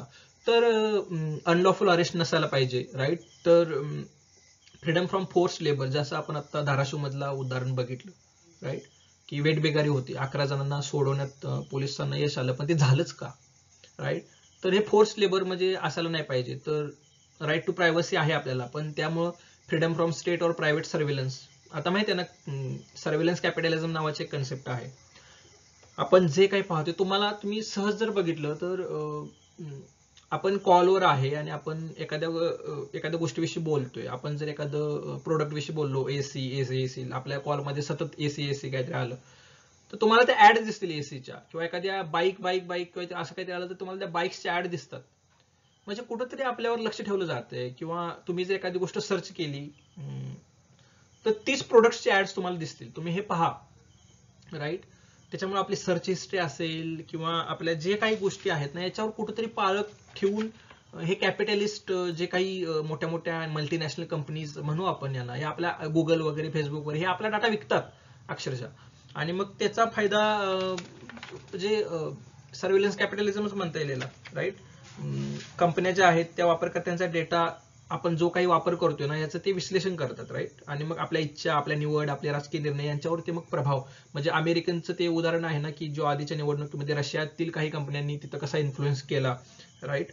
तर ह्या सुद्धा गोष्टी पाहायला लागतील. किंवा मग अल्गोरिथमिक नियंत्रण, म्हणजे इको चेंबर्स जे तयार झालेले आहेत की आपण एखाद्या प्रकारचा व्हिडिओ पाहत असेल तर त्याच प्रकारचे व्हिडिओ आपल्याला सतत दाखवले जातात, वन साइडेड, आपल्याला दुसरी बाजू कधीच समजत नाही, आणि त्याच्यामुळे मग त्याच प्रकारचे आपले ओपिनियन्स बनून जातात. त्यामुळे आणि व्यक्तीला काय दिसेल, आपण काय बघणार आहोत, म्हणजे तुम्ही युट्यूबवर एक व्हिडिओ बघितला असेल तर लगेच दुसरा आला, लगेच तिसरा आला, किंवा रील्स, म्हणजे नुसतं आपण स्क्रोल करतोय, म्हणजे तिथं आपण काही निवड नाही करत आहे, म्हणजे तेच आपल्याला देते खाली, अल्गोरिदमच खाली सेट करून देते की ही म्हणजे ही रील्स बघ, नंतर ही बघ, नंतर ही बघ, नंतर आपण कुठे ठरवले कुठली रील्स बघायची? अल्गोरिदम ठरवते. तुमचे निर्णय तुमच्याला घ्यायचा अधिकार आहे का राईट. सो व्यक्तीला काय दिसेल हे सुद्धा आजकाल अल्गोरिदम्स, मशीन्स ठरवतायत. त्यामुळे आपलं जे विवेक बुद्धी आहे ते आपण कधीच घाण टाकलेले आहे. तर ह्यानुसार आपल्याला इकडे पाहायला लागेल right. So freedom of religion आहे, त्याच्यामुळे freedom from state interference in the practice and propagation of one's religion right. So right to travel abroad right. So freedom from government arbitrary impounding a citizen's passport, तर असं काही नाही झालं पाहिजे right. तर no retrospective criminal lodge, म्हणजे एखादे crime म्हणजे रेट्रोस्पेक्टिव्ह नाही कायदा आणला पाहिजे की बाबा हे करणं गुन्हा आहे, आणि जो तो 2014, आत्ता गुन्हा तर नाही आहे पण 2014 नुसार जर मी कायदा लागू केला तर ते मग गुन्हा होईल ना, तो तसं नाही झालं पाहिजे right. Freedom to trade, profession, याच्यामध्ये मग कुठली बंधनं नाही असली पाहिजे राईट. तर freedom from caste discrimination right. So freedom from social or state discrimination based on caste. So अशा प्रकारचं कुठलं फ्रीडम आपल्याला, म्हणजे असं काही असायला नाही पाहिजे, म्हणजे निगेटिव्हली फ्रेम केलं जाते right. So freedom from state या social discrimination, freedom from individual blocking one's right to pursue legal profession, या freedom from being punished for an act that was not a crime when it was committed, या freedom from the government arbitrarily impounding a citizen passport. तर हे अशा प्रकारे frame केलं जाते negative freedom right. So day to day life मध्ये आपल्याला म्हणता येईल की चुझिंग अ spouse right. So freedom from family और कम्युनिटी कोएर्शन, म्हणजे आपल्याला माहिती आहे की आपल्याला आपली स्पाउस म्हणजे आपल्याला आपला जोडीदार निवडण्याचा हक्क आहे, पण तो रियालिटीमध्ये आहे का? कारण मग तिथे कास्ट येते आडवी, तिथं मग धर्म आडवा येतो राईट. तर हे नसायला पाहिजे राईट. तर driving on a clear road right. आता freedom from any other vehicle or obstacle blocking your path, म्हणजे तुम्ही नियमानुसार गाडी चालवताय पण अचानक एखादा ट्रक सुसाट आला आणि मग त्याच्यामुळे तुमचं स्वातंत्र्य कुठं राहिलं right. So writing a personal blog असेल right. So freedom from censorship जसं आपण आधीच म्हणलं. चुझिंग अ डाएट राईट, मी काय खायचं हे मी ठरवणार आहे ना राईट. अनलेस अँड अंटिल ते बॅन्ड, म्हणजे आता असं नाही ना की मी म्हणजे ड्रग्ज आणि वगैरे वगैरे ह्या गोष्टी खाऊन नाही चालणार, ते बॅन्ड आहे. कारण तुम्ही ड्रग्ज घेतल्यानंतर तुम्ही मग काय जो होदोस माजवणार आहात आणि त्याच्यामुळे मग समाजामध्ये काहीतरी बाकीच्या गोष्टी करून बसाल, किंवा मग या अँगलनं जे काही नियम असतात ते नाही ब्रेक करून जाऊ शकत. पण नॉर्मल जे आपलं जे खाण्याच्या गोष्टी आहेत की तुम्ही व्हेज खायला पाहिजे की नॉनव्हेज खायला पाहिजे ह्याचं स्वातंत्र्य आपल्याला आहे. आणि मग एखाद्या धर्माचा काही सण असेल तर नाही रे बाबा सगळी नॉनव्हेजची दुकानं बंद, म्हणजे इथे मग हा प्रॉब्लेम होतोय ना की तुम्ही कोण ठरवणार मी काय खाणार मी काय नाही खाणार. तर ह्या प्रकारचं असं काय नसलं पाहिजे राईट. तर नॉन इंटरफेरन्स विथ प्रॉपर्टी, मला कुठलं तरी पुस्तक आता तुम्ही बघितलं तर काश्मीरमध्ये तिथल्या LG या त्या सॉर्ट ऑफ ऍडमिनिस्ट्रेशननं काहीतरी 20-25 बुक्सनं बॅन केलं. आता म्हणजे माझं ते बुक्स वाचण्याचं स्वातंत्र्य हिरावून घेतलं राईट. त्याच्यामध्ये म्हणजे खूप मोठे मोठे स्कॉलर्सचे बुक सुद्धा आहेत राईट, आणि जे well known, well recognised, well researched books होते. तर ते होतंय right. So unrestricted internet access आहे का आपल्याकडं? नाहीये. तर मग किंवा चुझिंग क्लोथ्स, आता तुम्ही म्हणाल आपण जर आपल्याला काय जे कपडे घालायचे ते घालतोय, पण हे सगळ्यांसाठी खरं नाहीये ना. आज ही ग्रामीण भागातील महिलांना आपल्याला पाहिजे तसे कपडे घालता येतात का? मुलींना पाहिजे तसे कपडे घालता येतात का? किंवा मग म्हणजे असं म्हणजे हे जे आहे ना की मोरल पोलिसिंग आहे, एक्सटर्नल सोशल प्रेशर्स आहेत, तर ह्या सगळ्या गोष्टी यांच्यापासूनचं स्वातंत्र्य राईट, त्याला आपल्याला निगेटिव्ह फ्रीडम म्हणता येईल. तर मग आता आपण पाहू पॉझिटिव्ह फ्रीडम म्हणजे काय. राईट. तर पॉझिटिव्ह फ्रीडम जो इझाय बर्लिन यांनी ज्यावेळी निगेटिव्ह आणि पॉझिटिव्ह म्हणजे त्यावेळी पॉझिटिव्ह बद्दलही लिहिलेलं आहे. तर फ्रीडम टू डू समथिंग म्हणजे काहीतरी करण्याचं स्वातंत्र्य, right, being one's own master, right. So rather than lack of interference it is a presence of certain activities. कशाचा तरी प्रेझेन्स असणं, मग तो प्रेझेन्स स्टेटचा असेल कुणाचाही असेल. म्हणजे उदाहरण देतो मी की मला देशभर कुठेही ट्रॅव्हल करण्याचं फिरण्याचं स्वातंत्र्य आहे, राईट. सो मला कोणीही अडवू नाही शकत, म्हणजे हे झालं निगेटिव्ह फ्रीडम. पण जर ते स्वातंत्र्य खरंच आहे का? नाहीये, कारण आपल्याकडे म्हणजे कुणाकडे म्हणजे सगळ्यांच्याकडेच नाही असं नाही म्हणत मी. जे खूप रिच आहे, ज्यांच्याकडे खूप पैसा आहे त्यांच्याकडे आहे, ऑफकोर्स आहे. पण मिडल क्लास लोकांच्याकडे किंवा गरीब लोकांच्याकडे ते स्वातंत्र्य नाही आहे, त्यांच्याकडे ते पैसेच नाही आहेत. तर मग तिथं स्टेट नाही येणं, मग पब्लिक ट्रान्सपोर्टची व्यवस्था, मग अफोर्डेबल, मग महिलांना मोफत प्रवास किंवा अर्ध्या तिकिटामध्ये प्रवास का, तर मग त्यांची मोबिलिटीला त्याच्यामुळे वाढ होईल, ते इकडे तिकडे फिरतील. एकदा मोबिलिटी वाढली किंवा ते 4 गोष्टी नव्या शिकतील, मग ते आणखी सामर्थ्यवान होतील किंवा ते रोजगार करतील किंवा मग ते नोकरीला जातील वगैरे वगैरे वगैरे. तर पब्लिक ट्रान्सपोर्ट, रेल्वेची तिकीट अफोर्डेबल असणं, उडान स्कीम असेल ज्याच्या थ्रू एरोप्लेनची तिकीट अफोर्डेबल असणं, तर सरकारनं मध्ये येणं आणि काहीतरी गोष्टी करणं ज्याच्यामुळे मी ते फ्रीडम एक्सरसाइज करू, त्याला म्हणता येईल पॉझिटिव्ह फ्रीडम. म्हणजे इनॅबलिंग काहीतरी रोल सरकारनं वेलफेअर स्टेटच्या थ्रू येणं आणणं. तर हे freedom to do something, right. इथं इथं महत्वाचं आहे outcomes, not just opportunities. Outcome महत्वाचा आहे. कॅपॅबिलिटी असणं, जसं अमर्त्य सर म्हणतो ना की ती कॅपॅबिलिटी आहे का, राईट. म्हणजे त्याचं एक उदाहरण आहे ना की तुम्ही सगळ्यांनाच बुक्स वाटताय, पण एखादा माणूस जर निरक्षर असेल तर त्याला ते बुक्स देऊन सुद्धा काय उपयोग नाही आहे ना. त्यामुळे फक्त रिसोर्स डिस्ट्रीब्युशनवर काम करून उपयोगाचं नाहीये, त्याला ते वाचणं शिकवायला पाहिजे. म्हणजे तुम्ही नुसतंच लोकांना आता एखादं उदाहरण आहे की don't give the fish but teach to how to catch the fish, की त्यांना मासा कसा धरायचा हे ज्यावेळी शिकवाल ना तर त्याचं तो धरेल ना. तुम्ही फक्त फिश वाटून का उपयोग नाहीये. तर हे जे फ्रीडम आहे म्हणजे कॅपॅबिलिटीमध्ये वाढ करणं, सामर्थ्यामध्ये वाढ करणं, किंवा कास्ट डिस्क्रिमिनेशन आहे आपल्याला माहिती आहे आणि त्याच्यामुळे अडथळा होतोय तर ते दूर करणं, राईट. तर ह्याला आपण म्हणू positive freedom, right. So autonomy and self government महत्वाचं आहे इथे. मग ती डेमोक्रेसीला फ्रीडम आपल्याला कनेक्ट करता येईल, ती डेमोक्रेसी असायला पाहिजे, right. Capacity to formulate plan, achieve जे आपले काही गोल्स आहेत, राईट. रुसोचा मित्र जो ऑबिडियन्स टू द लॉ आहे, कारण ते स्टेटचा रोल आहे, राईट. एखादा personal gain, personal motive, vested इंटरेस्टसाठी काही करेल तर ते काय त्याला फ्रीडम म्हणता येणार नाही, कारण त्याच्यामुळे बाकीच्या स्वातंत्र्यावर गदा येईल, राईट. So JS. मिल जो म्हणतो ना freedom is a attainment of individuality and self development, तो ती सेल्फ डेव्हलपमेंट जी आहे ना ती इथून होणार आहे. सो इथं महत्वाचा स्कॉलर आहे टी.एच. ग्रीन, ज्यावेळी तो म्हणतो की freedom is a ability of people to make the most and best of themselves. So it is not being left alone but it is having the opportunity to grow as an individual. तर आपला जो व्यक्तिमत्वाचा विकास आहे, ज्यावेळी आपल्याला वेगवेगळे choice घेण्याचा अधिकार असणार आहे आणि ज्यावेळी आपण नव्या नव्या गोष्टी शिकणार, नव्या नव्या गोष्टी करणार, तिथूनच आपल्या व्यक्तिमत्वाचा विकास होणार आहे, right. So concern with distribution of material or economic resources and an expansion rather than concentration of state power, right. So इथे असं जी क्रिटिसिझम होते ना की याच्यामुळे स्टेट पॉवर कुठेतरी ते कॉन्सन्ट्रेट नाही होते, त्याचे एक्सपान्शन होते. सो याचा जो उदय आहे ना पॉझिटिव्ह फ्रीडमचा, सकारात्मक स्वातंत्र्याचा, तो कुठून झाला? कारण मग कॅपिटलिझम मध्ये मी तुम्हाला जो एक फोटो सुरुवातीला दाखवला ना की वर्कर्सना कसं भरलं होतं आणि लहान लहान मुलांना सुद्धा 12-12, 14 तास काम करायला लागायचं आणि त्यांना रविवारच्या वगैरे सुट्ट्या पण त्यावेळी सुरुवातीला नव्हत्या, राईट. तर तर इथून जे सगळे कॅपिटलिझमची जी वर्स्ट साईड होती ना की स्लेव्हरी, मग ते सगळं खूपच कमी पैशात, तुटपुंच्या पैशात, फक्त 2 टाइमचं खाता येईल इतकंच पैसे द्यायचे त्याला, कारण मग त्याच्याकडे कुठला पर्यायच नाही, दुसऱ्या दिवशी कामावर नाही आला तर त्याला 2 टाइमचं खाता येणार नाही. तर अशा मग ते चेनमध्ये अडकून ठेवणं, तर हे सगळं होत होतं. आणि त्याच्या मग ते मॉडर्न लिबरल, सोशल डेमोक्रॅट्स, इथून जे थिंकर्स आले, तर इथून आपल्याला याचा उदय पाहायला मिळतो पॉझिटिव्ह फ्रीडम या कन्सेप्टचा, राईट. तर महत्वाचा थिंकर एक लास्की आहे, राईट. त्याचं पुस्तक होतं अ ग्रामर ऑफ पॉलिटिक्स. तिथं तो म्हणतो इन हिज रायटिंग, ही म्हणजे हा म्हणतो की freedom, he mentioned, was not merely absence of state and interference but the capacity of individuals to realize their potential within a just society. तर जे आपलं पोटेन्शियल आहे ते रिअलाइज करता येते का मला, त्याच्यासाठी काही अडथळे तर नाही येत ना. ते अडथळे जर येत असतील तर स्टेट किंवा कम्युनिटी किंवा इतर गोष्टी ते दूर करतायत का ते अडथळे, आणि मग मला माझं पोटेन्शियल रिअलाइज करता येईल. तर मग त्यासाठीचं पॉझिटिव्ह अफर्मेशन, आपल्याकडे आरक्षण आहेत, आपल्याकडे बाकीच्या गोष्टी आहेत, राईट. हे याच्यातूनच येत आहे, राईट.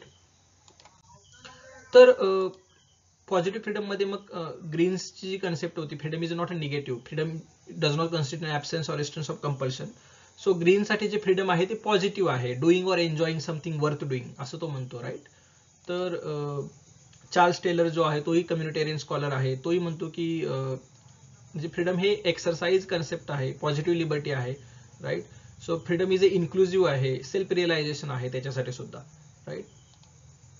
आणि महत्वाचं म्हणजे मार्क्स, तर मार्क्स काय म्हणतोय की जिथे प्रायव्हेट प्रॉपर्टी आली ना तिथं मग फ्रीडम नाहीच आहे, कारण मग जे नॉन प्रॉपर्टेड क्लास आहे, हॅव नॉट्स आहेत, त्यांच्यासाठी काय फ्रीडम आहे, काहीच फ्रीडम नाही आहे. किंवा मग तिथं सगळे क्लास रिलेशन्स, मग मीन्स ऑफ प्रोडक्शन, त्याच्यासाठी तुमचे जे संबंध आहे त्याच्यानुसार मग ते फ्रीडम होते. आणि मग कॅपिटलिस्ट फ्रीडम जे आहे ते ऍक्च्युली अनफ्रीडम आहे, कारण तुम्हाला फोर्स केलं जाते काम करण्यासाठी, राईट. आणि तिथं तुमचं एलिनेशन होतंय, म्हणजे 4 प्रकारचं एलिनेशन वगैरे, याच्यामध्ये आता आपण नको जायला. पण मार्क्ससाठीचं जे फ्रीडम आहे ना ते क्रिएटिव्ह लेबर मधून आलेलं आहे. म्हणजे तुमची जी सृजनशीलता आहे, तुमची जी क्रिएटिव्हिटी आहे, त्याला ज्यावेळी तुम्ही रिअलाइज करू शकाल ना, तर ते खरं फ्रीडम आहे, राईट. तर असं मार्क्स फ्रीडमला डिफाईन करतो की ability to express creatively, right. तर महत्वाचा एक स्कॉलर आहे हर्बर्ट मार्क्यूज, याला आपण इन डिटेल इन डेप्थ मध्ये डिस्कस करणार आहोत, कारण हे खूप महत्वाचं आहे की त्याचं एक होतं वन डायमेन्शनल मॅन नावाचं त्याने एक बुक लिहिलं, आणि त्याच्यामध्ये तो म्हणतो की आत्ताचा जो पोस्ट इंडस्ट्रियल किंवा इंडस्ट्रियल सोसायटी मधला जो माणूस आहे तो एकाच पद्धतीचा विचार करतो, तो दुसऱ्या पद्धतीचा विचारच नाही करत, तो एक डायमेन्शनल होऊन गेलाय. आणि कंझ्युमरिस्टिक लाईफस्टाईल मध्ये तो इतका व्यस्त आहे की तो त्याला म्हणजे त्यानं ती इंटरनलाइज केलेली आहे. सो ती कशी केली हे आपण थोडंसं इन डेप्थ नेक्स्ट स्लाइड्स मध्ये पाहणार आहोत. मी तुम्हाला हे नीट एक्सप्लेन करतो की कसं तो म्हणतोय आहे, राईट. सो आणि तो इरॉज अँड सिव्हिलायझेशन या त्याच्या दुसऱ्या बुक्स मध्ये तो काही सोल्युशन देतोय की हे आपल्याला कसं दूर करायला पाहिजे वगैरे, तेही आपण डिस्कस करणार आहोत इन डेप्थ.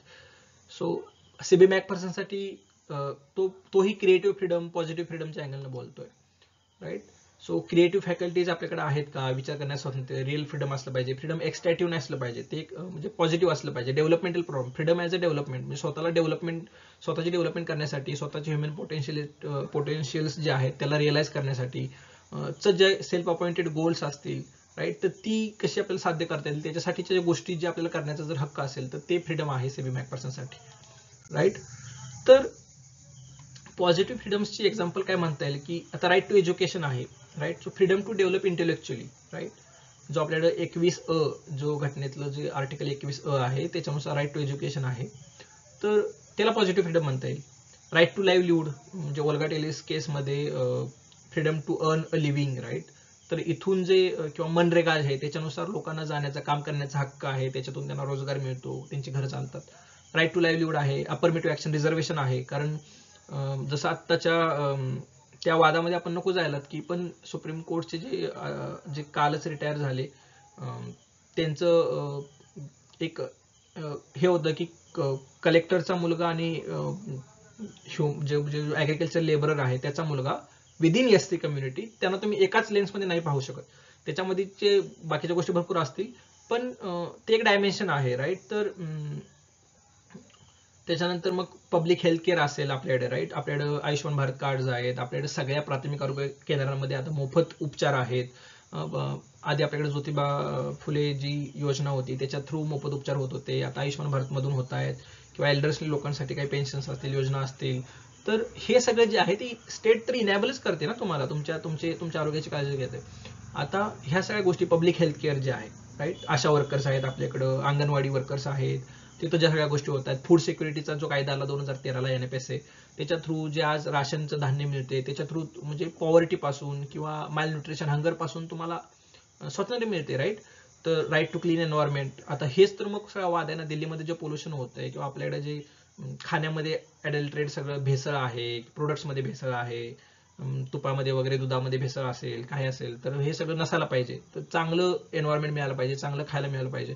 तर हे सगळे जे फ्रीडम आहे, लिगल एड म्हणजे जे गरीब असतील, जे विधवा महिला असतील, परित्यक्त्या महिला असतील, किंवा जे सेक्स वर्कर्स असतील, त्यांच्यासाठी सुद्धा न्यायालयाची दारं उघडी पाहिजेत, त्यांना तो न्याय ऍक्सेसिबल असायला पाहिजे. ह्याच्यासाठी जो नालसा ऍक्ट आला आणि त्याच्यानंतर जी फ्री लिगल एडचा आहे जो हक्क आहे त्यांना आर्टिकल 39A मध्ये, ट्रॅफिक रेग्युलेशन असेल किंवा मग ओल्ड एज डिसेबिलिटी असिस्टंट असेल, नॅशनल सोशल असिस्टंट प्रोग्राम असेल, वेगवेगळ्या पेन्शन्स असतील, स्कीम्स असतील, राईट. आपल्याकडे जी श्रावणबाळ योजना असेल किंवा मग आपल्याकडे संजय गांधी निराधार योजना असेल, याच्या थ्रू मिळणारे जे पेन्शन्स आहेत, तर ही सगळी पॉझिटिव्ह फ्रीडमच्या अँगलनं पाहता येईल, कारण ती लोकांना इनेबल करतायत जगण्यासाठी, त्यांचे हक्क मिळवण्यासाठी, त्यांना काहीतरी पोटेन्शियल रिअलाइज करण्यासाठी, राईट. युझिंग पब्लिक ट्रान्सपोर्ट असेल, फायनान्शियल. आता मला म्हणजे फायनान्शियल मार्केटमध्ये डिसिजन म्हणजे मार्केटमध्ये उतरण्याचा मला हक्क आहे, बिझनेस करण्याचा, नोकरी करण्याचा, पण माझ्याकडे जर फायनान्शियल लिटरसीच नसेल तर ते मी घेणारे निर्णय काय उपयोगाचे नाहीत ना.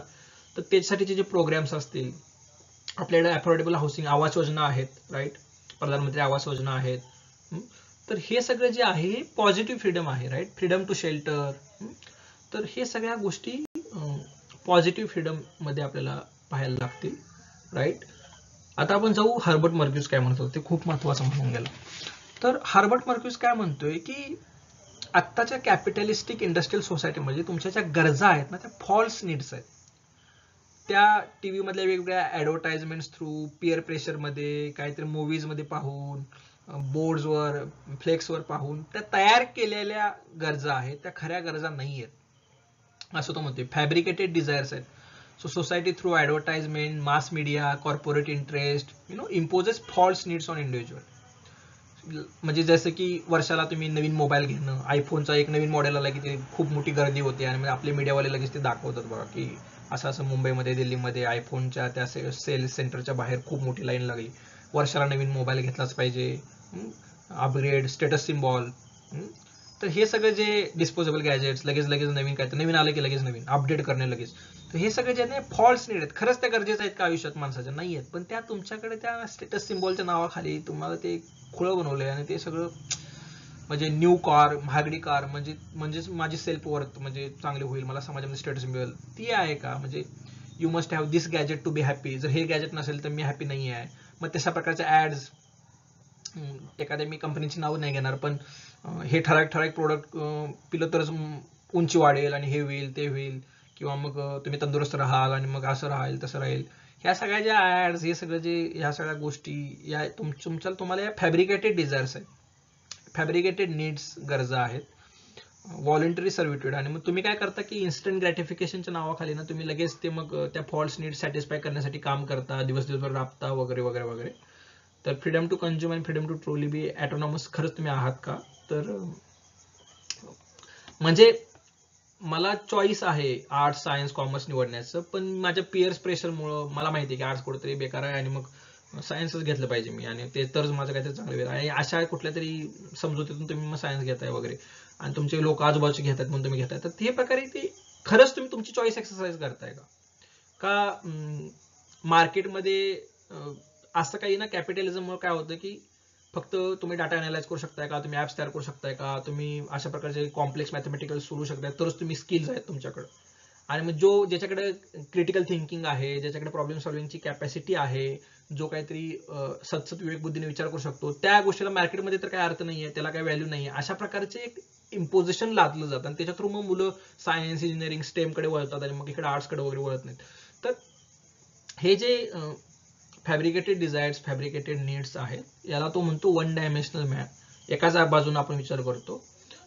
सो याच्यामध्ये काय आहे ना की हे जे रिप्रेसिव्ह डिसम्बलेशन आहे ना, की ते तुम्हाला रिबेलियस थॉटच ते येऊ देत नाही लगेचच, कारण इतकं इन्स्टंट इमिजिएट कमोडिफाईड ग्रॅटिफिकेशन आहे ना, की तुम्हाला एखादी गोष्ट पाहिजे ना लगेच एका क्लिकवर मिळणार, एखादा मूवी लगेच एका क्लिकवर, एखादी वेब सिरीज लगेच एका क्लिकवर, अमेझॉन आहे, नेटफ्लिक्स आहे, भरपूर गोष्टी आहेत आपल्याकडे, युट्यूब आहे, राईट. एखादी गोष्ट मला परचेस करायची आहे लगेच अमेझॉन, फ्लिपकार्ट, काही बाकीचे मिंत्रा, लगेच म्हणजे इतका इझिली ऍक्सेसिबल आहेत गोष्टी, सेकंड थॉट येतच नाही. म्हणजे तो यायच्या आधीच आपण सगळं खरेदी करून मोकळं होतो. स्टँडर्डाइज एंटरटेनमेंट, सेक्स, लीजर, ह्या सगळ्या गोष्टी इतक्या इझिली ऍक्सेसिबल आहेत आता. त्याच्यामुळे तो काय म्हणतो की इलिमिनेशन ऑफ क्रिटिकल डिस्टन्स, म्हणजे by providing instantaneous satisfaction, the system dissipates the energy that might have otherwise been submitted into higher critical cultural forms, art, philosophy, या questioning the status quo. हे आपण म्हणजे वरच्या गोष्टी करायलाच जात नाही, म्हणजे आपण काही क्वेश्चन करतच नाही आहे. तो म्हणजे ऑबिडियन्स जे रोसोज म्हणतो ना की ऑबिडियन्स टू दी लॉ, इतकं पण ऑबिडियन्स नाही झालं पाहिजे की आपण क्वेश्चनच नाही करत, म्हणजे काही तो सांगलं नाही आपण ऑबी करेल, कसं चालत. तर स्टेटस कोला क्वेश्चन करण्यापर्यंत आपण जातच नाही. म्हणजे आपण खुश आहे, म्हणजे आपण दिवसभर सकाळी जाणार 8ला, संध्याकाळी 8ला येणार, संध्याकाळी मग अमेझॉन, नेटफ्लिक्स, युट्यूब, टीव्हीवर काहीतरी बघणार, झोपी जाणार, सकाळी उठणार, परत आपण जॉबला जाणार. म्हणजे इतकं ते होऊन गेले म्हणजे रुटिनाइज्ड होऊन गेलेलं आहे की कंट्रोल्ड रिलीज ऑफ प्लेजर्स आहेत आणि जो काही आहे ते फक्त आपल्याला मग अशा प्रकारे ह्या सगळ्या गोष्टी करणं म्हणजे हॅपीनेस इतकंच म्हणजे ती हायर पोटेन्शियल जे आहे ना ते रीचच नाही करायला जात आपण जे क्रिटिकल आर्ट फिलॉसॉफी किंवा त्या अँगलनं नवीन वाचन नव्या नव्या बुक्सचं वाचन आर्टिकल्सचं वाचन त्याच्यातून मग काही जी सेल्फ रिअलायझेशन जे आहे तिकडे आपण जातच नाही या अँगलनं हर्बर्ट मार्क्यूज लिहितो आणि मग technological rationality and one dimensional thought so this system imposes unfreedom by colonising thought itself आपला थॉटच कुठेतरी कोलोनाइज होतोय टीव्ही रेडिओ ह्या सगळ्या गोष्टी सोशल मीडिया या सगळ्यातून eliminating the ability to conceive of alternative realities तर अल्टरनेटिव्ह काय आपण पाहतच नाही म्हणजे आपण ते जगच आपल्यासाठी नाही आहे so loss of negative thinking या right so critical thought requires the ability to compare what is and what could be right the one dimensional universe जे आहे ते eliminate this thinking right so आपण कधी क्रिटिकल थिंकिंगला जात नाही integration of opposition so political and intellectual opposition like labour unions और even radical art it's stripped of its critical function and absorbed into mainstream the system can tolerate dissent because it has lost its power to change the fundamental structure तर या प्रकारे हे सगळं अनफ्रीडम आहे actually असं Herbert Marquess म्हणतो मग त्याची तो एक्झाम्पल्स आपल्याला कशी करता येतील तयार की म्हणजे फॉल्स नीड काय आहे की the need for the latest gadget लगेच आयफोन एक नवीन मॉडेल आले लगेच मला पाहिजे ते स्टेटस सिम्बॉल मला ते लगेच सगळ्यांना दाखवायचे माझ्याकडे हे बघा लेटेस्ट मॉडेल आहे तर ऍक्च्युली खरी गरज काय आहे की कम्युनिकेशनसाठी किंवा सेल्फ एस्टीम बिलॉंगिंग ह्या खऱ्या गरजा आहेत पण त्याला आपण falsely new phone every year किंवा हे सगळे false fabricated so the freedom is only choice between commodities brand A or brand B not the freedom to question the system that mandates this obsolescence and endless spending right किंवा मग दुसरं उदाहरण बघू आपण की the need for status symbol की एखादी फलाना कार माझ्याकडे असली फलाना ब्रँडचे मी कपडे पाहिले घातले शूज घातले म्हणजे मी श्रीमंत म्हणजे तो स्टेटस सिम्बॉल डिझायनर क्लोथ्स वगैरे वगैरे so true need actually for esteem या रिकग्निशन मला रिकग्नाइज केलं पाहिजे सोसायटीनं ही खरी गरज आहे आणि त्यासाठी मग काहीतरी मी चांगलं केलं पाहिजे काम वगैरे ह्या गोष्टी पाहिजे पण त्यासाठी मग आपण काहीतरी हे फालतू गोष्टी करत बसतो मग the individual gain social acceptance at the cost of alienating labour so म्हणजे याच्यासाठी मग ह्या ज्या स्टेटस सिम्बॉल मिळण्यासाठी तो लॉंग वर्किंग आवर्स काम करतो स्ट्रेसफुल आवर्स मध्ये नाईट एक्स्ट्रा नाईट मारणार काहीतरी करणार राईट आणि ह्या सगळ्या फालतू गोष्टी पूर्ण करण्यासाठी इथे त्याचं फ्रीडमच नाहीये right so need for repetitive relaxation binging standardised media mass म्हणजे काय रिलॅक्सेशन म्हणजे काय ठराविक ठिकाणी फिरायला जाणं किंवा मग मूवीजला जाणं वगैरे वगैरे वगैरे so authentic leisure creative rejuvenation जे आहे तेच तिथून होत नाहीये राईट सो किंवा need to conform to advertised lifestyles right diet fads idealised family home वगैरे वगैरे वगैरे दाखवलं जातं आपल्याला म्हणजे सोशल मीडिया इन्फ्लुएन्सर्स तर असं म्हणजे त्यांची रिअल लाईफ तर काहीतरी वेगळंच असते पण सोशल मीडियावर ते अशी लाईफ दाखवतात ना की एकदम म्हणजे आपण कम्पेअर करायला लागतो स्वतःला आयला ह्यांचं लय भारी चाललंय ना आपलं असं आहे लय प्रॉब्लेम मध्ये आपण आणि मग त्याच्यातनं जे कम्पॅरिझन मधनं जे फ्रस्ट्रेशन आणि जे मग सगळं निगेटिव्ह कम्पॅरिझन ज्या गोष्टी होतात ना ते वेगवेगळे लेन्सेस वापरून किंवा वेगवेगळे फिल्टर्स वापरून ची जी दुनिया आहे आणि रिअल लाईफ मध्ये खूप फरक आहे पण याच्यातून जे कम्पॅरिझन येते आणि त्याच्यातून जे फ्रस्ट्रेशन येते ते अनफ्रीडम आहे खूप मोठं असं तो हर्बर्ट मार्क्यूज म्हणतो राईट तर हे खूप गरजेचं होतं आता आपण जाऊया की आपल्या राज्यघटनेमध्ये कोणते कोणते स्वातंत्र्य आपल्याला दिलेले आहेत तर आता ही माझ्याकडे राज्यघटना आहे आणि याच्यामध्ये जर आपण पाहिलं की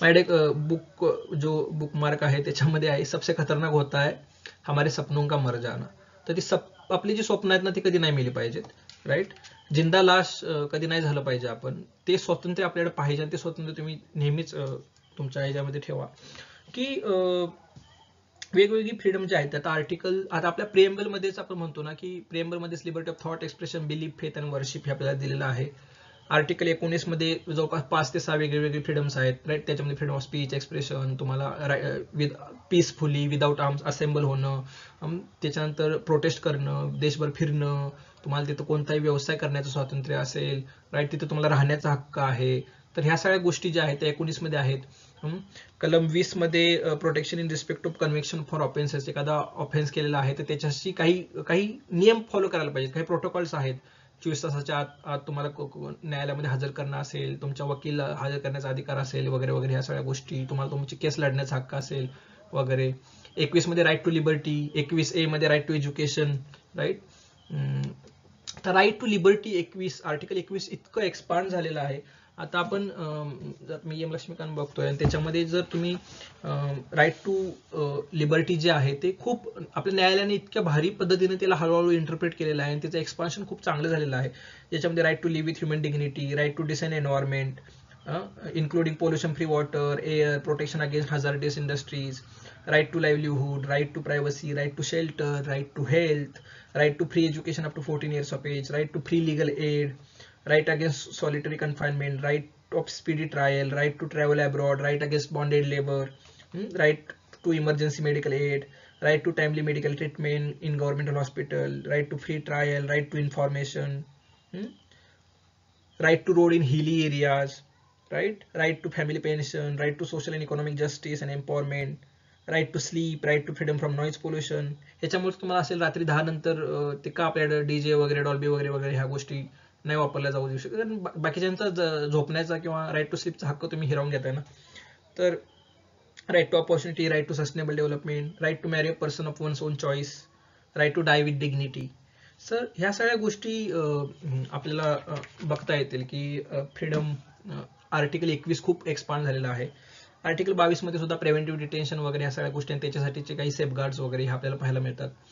आर्टिकल 25, 26, 27, 28 मध्ये धार्मिक स्वातंत्र्य आहे, right to religious freedom of faith, worship वगैरे ह्या सगळ्या गोष्टी. तुमच्या टॅक्सच्या पैशातून कुठल्या तरी एकाच धर्माचा प्रचार नाही केला गेला जाईल, किंवा तुम्हाला सरकारची जे काही स्कूल्स आहेत किंवा ग्रँटेड जे काही स्कूल्स असेल तिथे एखाद्या धर्माचं, विशिष्ट धर्माचं तुम्हाला प्रोपोगेशन नाही होणार तिथे. तर ह्या सगळे जे अधिकार आहेत, फ्रीडम्स आहेत, कम्युनिटी मॅनेजमेंट, रिलिजियस मॅनेजमेंट आहे वगैरे ह्या सगळ्या गोष्टी. तर पण ही सगळी जी फ्रीडम्स आहेत ना ती काय म्हणता येईल त्याला आपल्याला, की अनलिमिटेड नाही आहेत. त्याच्यावर काही बंधनं आहेत, काही रिस्ट्रिक्शन्स आहेत, जी कारण भरपूर स्कॉलर्स याच्यावर एकमत होतात की ती अनलिमिटेड नाही असू शकत. कारण जर अनलिमिटेड असेल तर एकाचं फ्रीडम दुसऱ्याचं अनफ्रीडम होणार आहे. म्हणजे माझ्याकडे जर अनलिमिटेड प्रॉपर्टी गोळा करण्याचा मला जर हक्क अधिकार दिला तर मी मग सगळ्यांचंच ओरबाडून खाईल ना, राईट. म्हणजे तसं जसं कार्ल मार्क्सिस्ट जो लाईन ऑफ थॉट आहे तो हेच म्हणा ना की एखाद्याचं म्हणजे त्या एम्प्लॉयरचं फ्रीडम हे तिथं काम करणाऱ्या एम्प्लॉईचं अनफ्रीडम आहे ना, की तो तिथून मग कसं पण राबवून घेईल, 24 तासात मधले तो 18-19 तास राबवून घेईल. तर हे असं नाही झालं पाहिजे. तर या प्रकारे पाहता येईल. आणि DPSP जे आपले आहे, directive principles of state policies, याच्यामध्ये जर आपण पाहिलं तर वेलफेअर स्टेट जे आहे ते आर्टिकल 38 मध्ये वेलफेअर स्टेटची कन्सेप्ट दिलेली आहे. आर्टिकल 39 मध्ये सर्टन प्रिन्सिपल्स जे स्टेटने फॉलो केले पाहिजेत. आता जर तुम्ही 39ला जर डिटेलमध्ये पाहिलं तर खूप भारी प्रिन्सिपल्स त्यांनी त्याच्यामध्ये आपल्याला पाहायला मिळतात. तर आता त्याच्यामध्ये 29 मध्ये बघा, उपजीविकेचे पुरेसे साधन मिळण्याचा हक्क, सामूहिक हिताला सर्वाधिक उपकारक होईल अशा रीतीने समाजाच्या भौतिक साधन सुविधेचे स्वामित्व, नियंत्रण यांची विभागणी व्हावी. आर्थिक यंत्रणा राबवण्याचा परिणाम म्हणून संपत्तीचा, उत्पन्न साधनाचा संचय नाही होणार, म्हणजे कॉन्सन्ट्रेशन नाही होणार या सोशल इकॉनॉमिक जे काही रिसोर्सेस आहेत त्यांचं. पुरुष व स्त्रिया दोघांनाही समान कामाबद्दल समान वेतन मिळावे.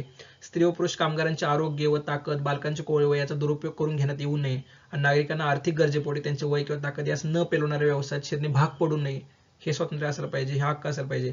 बालकांना निरामय पद्धतीने आणि मुक्त व प्रतिष्ठापूर्ण वातावरणात आपला विकास करण्याच्या संधी व सुविधा दिल्या जाव्यात आणि बालके व युवक यांना शोषणापासून आणि नैतिक व भौतिक गरजांबाबतीत उपेक्षेपासून संरक्षण दिले जावे. तर ही सगळी आर्टिकल 39 मध्ये आपल्याला काही DPSPs आहेत. Equal justice, free legal add 39A मध्ये आहे.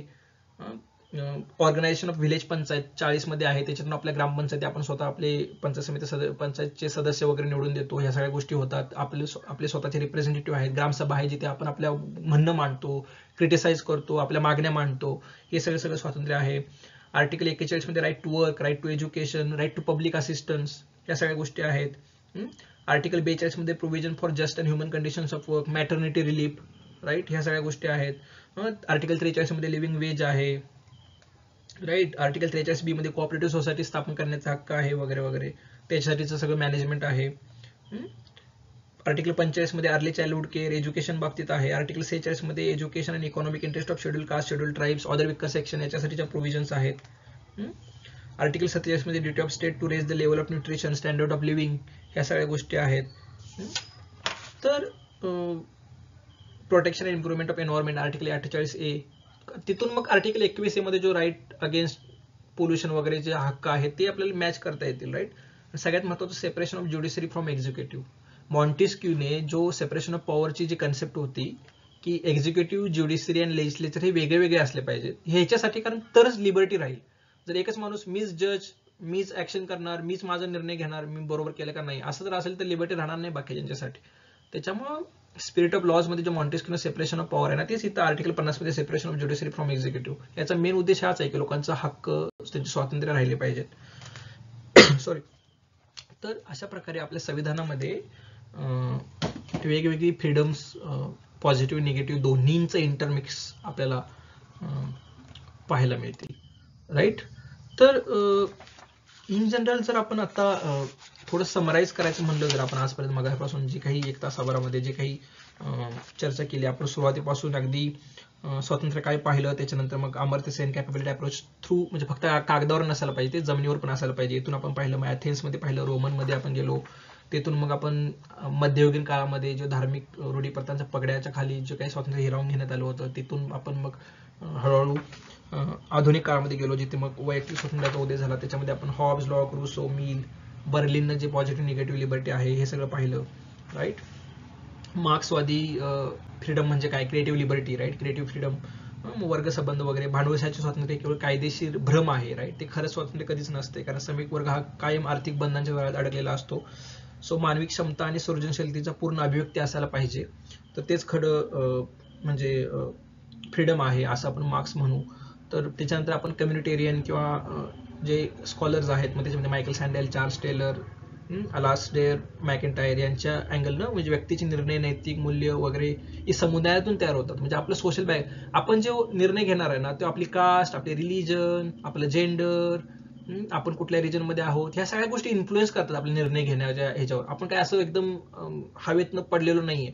आणि आपले जे काही निर्णय आहे, आपली जी काही लाईफ आहे, ह्या सगळ्या गोष्टी, कम्युनिटी, या सगळ्या आपल्या इन्फ्लुएन्स करतात आपल्या डिसिजनला. त्याच्यामुळे तुम्ही त्या व्यक्तीला समाजापासून वेगळं नाही करू शकत, राईट.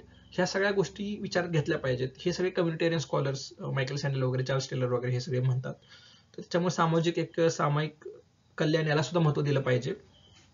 तर आपण फेमिनिस्ट अँगलनं सुद्धा स्वातंत्र्य पाहिलं की कायदेशीर स्वातंत्र्य आहे, पण महिलांचे स्वातंत्र्य तरी मर्यादित आहे. म्हणजे कायदेशीर त्यांना सगळे हक्क आहेत, सगळे स्वातंत्र्य आहेत, पण खरंच ती स्वातंत्र्य आहेत का अस्तित्वात.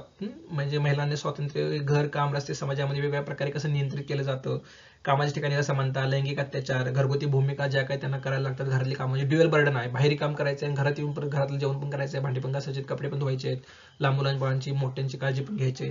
तर मग त्यांचं खरंच आर्थिक स्वावलंबन, त्यांना सुरक्षा, शिक्षण, आरोग्य असलं पाहिजे, सामाजिक समर्थन त्यांना दिलं पाहिजे, एम्पॉवरमेंट झाले पाहिजे. तर या अँगलनं आपण पाहिलं की कसे कसे त्याचे वेगवेगळे आयाम आहेत. भारतीय संविधानातील स्वातंत्र्य जे आहे तेही आपण आता सगळे आर्टिकल्स आपण पाहिले, डीपीएसपीज पाहिल्या, फंडामेंटल राईट्स पाहिले, प्रिएम्बल बघितलं, त्याच्यामध्ये काय आहे. तर इन जनरल आपण याच्या सुद्धा आपण आता चर्चा केली. सो स्वातंत्र्य हा लोकशाहीचा पाया आहे, राईट. नागरिकांना मुक्त अभिव्यक्ती नसल्यास लोकशाहीची स्पर्धाच कोसळते. त्यामुळे संघटनांचे स्वातंत्र्य नसल्यास राजकीय सहभागी कमकुवत होतो.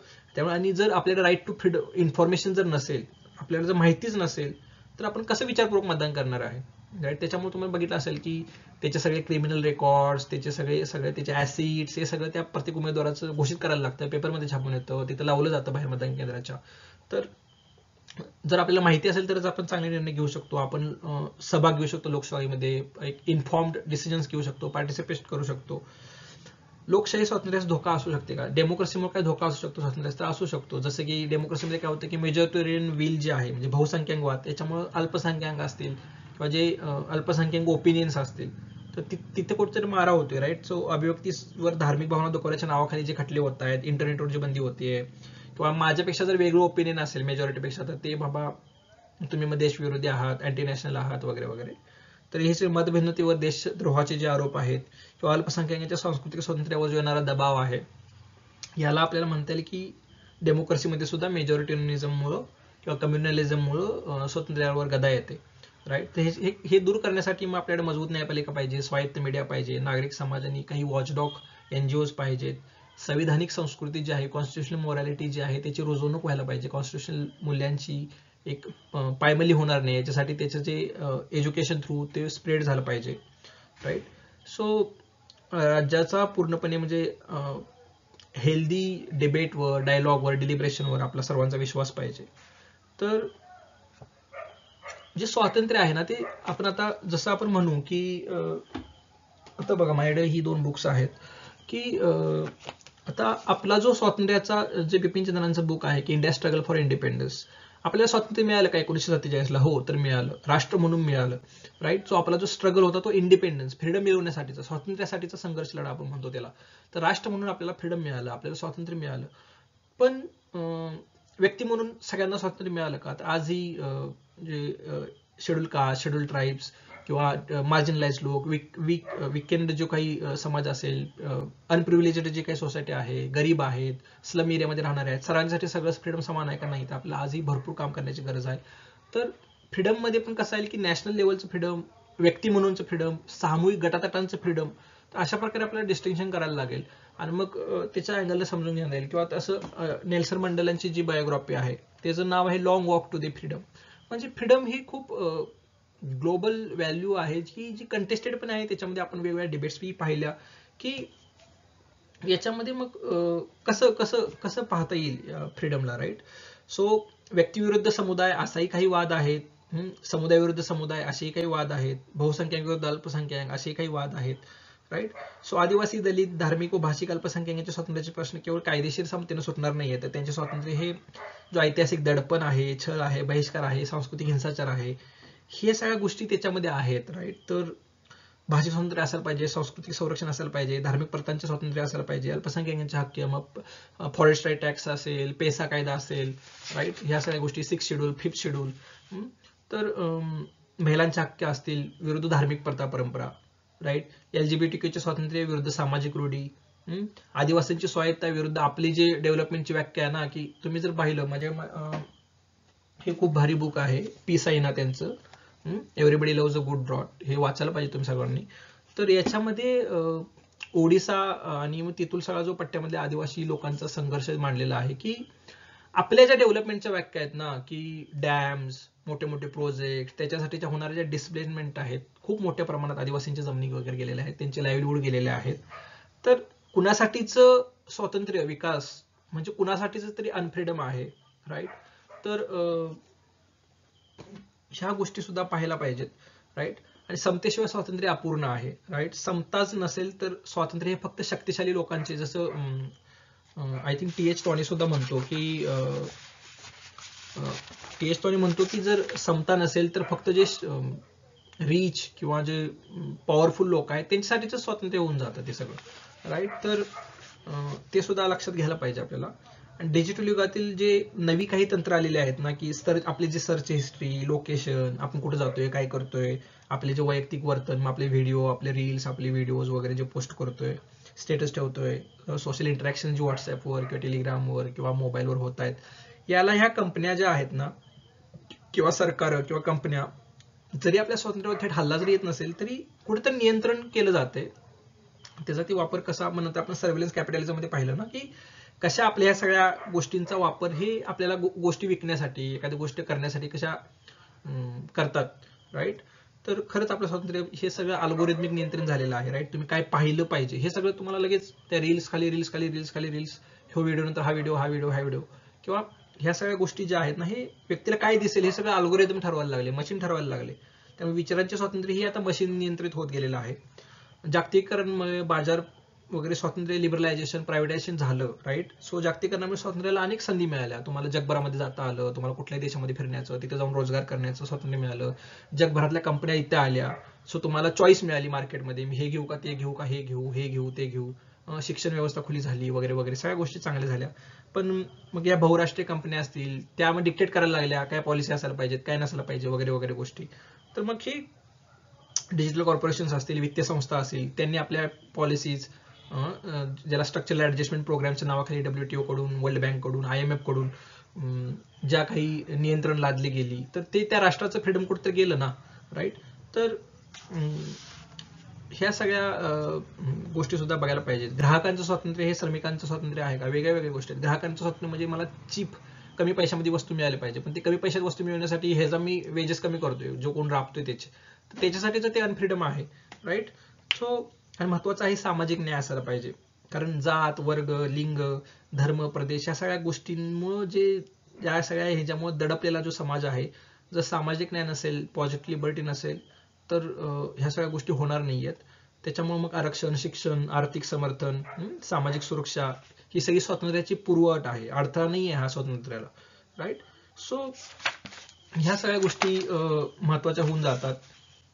एखाद्यावर जेव्हा जबाबदारी आहे ना, म्हणजे स्वातंत्र्य ही जी आहे ना, ही moral agent, human as a moral agent, आणि तिथे ॲज अ रॅशनल एजंट तिथे ते जोडलेलं आहे. त्याच्यामुळे मी जे आधीच म्हणलो ना, की त्याची सेल्फ रिस्पेक्ट, त्याची डिग्निटी जेव्हा आपण प्रिझर्व करणार आहोत, तेव्हाच ते स्वातंत्र्य असणार आहे.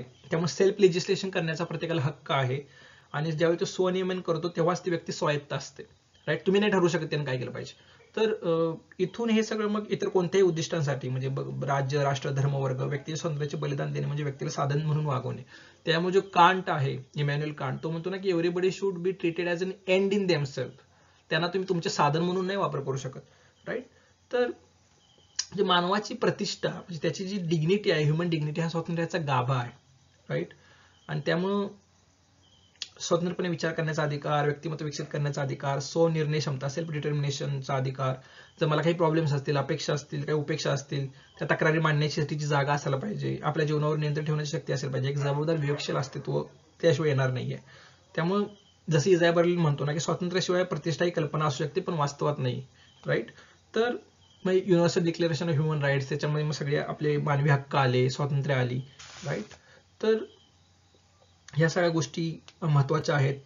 रॉल्सचं जे थिअरी ऑफ जस्टिसमध्ये जे पहिलं प्रिन्सिपल आहे ते इक्वल लिबर्टीज टू ऑल हे आहे, राईट. तर त्याच्यामुळं स्वातंत्र्य खूप महत्वाचं आहे. त्यासाठी एक सामाजिक संस्था असायला पाहिजेत, कारण जर कायदाच नसेल तर अभिव्यक्ती स्वातंत्र्य नसणार आहे.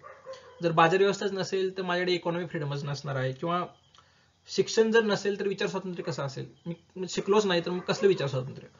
तर त्यामुळे ह्या सगळ्या सामाजिक संस्था सुद्धा महत्वाच्या आहेत. एखाद्या आयलँडवर एखादा व्यक्ती आहे, त्याला काही करायचं स्वातंत्र्य, पण त्याला काही अर्थच नाहीये ना, त्याला काही अर्थच नाही, त्याला खरं फ्रीडम म्हणताच येत नाही. फ्रीडम हे ऍक्च्युली समाजामध्ये एक्सरसाइज केलं जातं, कम्युनिटीमध्ये एक्सरसाइज केलं जातं, त्याला सामाजिक मान्यता असणं गरजेचं आहे. म्हणजे काही गोष्टी कायद्याने मंजूर असतील पण समाज जर मान्यता नसेल तर त्या गोष्टी करता येणं शक्य होत नाही, किंवा काही गोष्टी आपण करतोय पण जर कायद्याने मान्यता नसेल तर मग त्या गोष्टी इलिगल होऊन जातात. तर त्याच्यामुळे हे सगळे कॉम्प्लेक्स रिलेशन आहे ना, हे कुठेतरी समजून घ्यायला पाहिजे. सामाजिक रूढींनी स्वातंत्र्यावर जे नियंत्रण आहे ना, जसे स्त्रींचं स्वातंत्र्य असेल, विवाह, प्रतिष्ठा, कुटुंबाचा मान वगैरे, ह्या सगळ्या गोष्टी त्यांनी राखल्या पाहिजेत. दलितांचे जे स्वातंत्र्य आहे ते सामाजिक भेदभावामुळे कुठे संकुचित झालेलं आहे.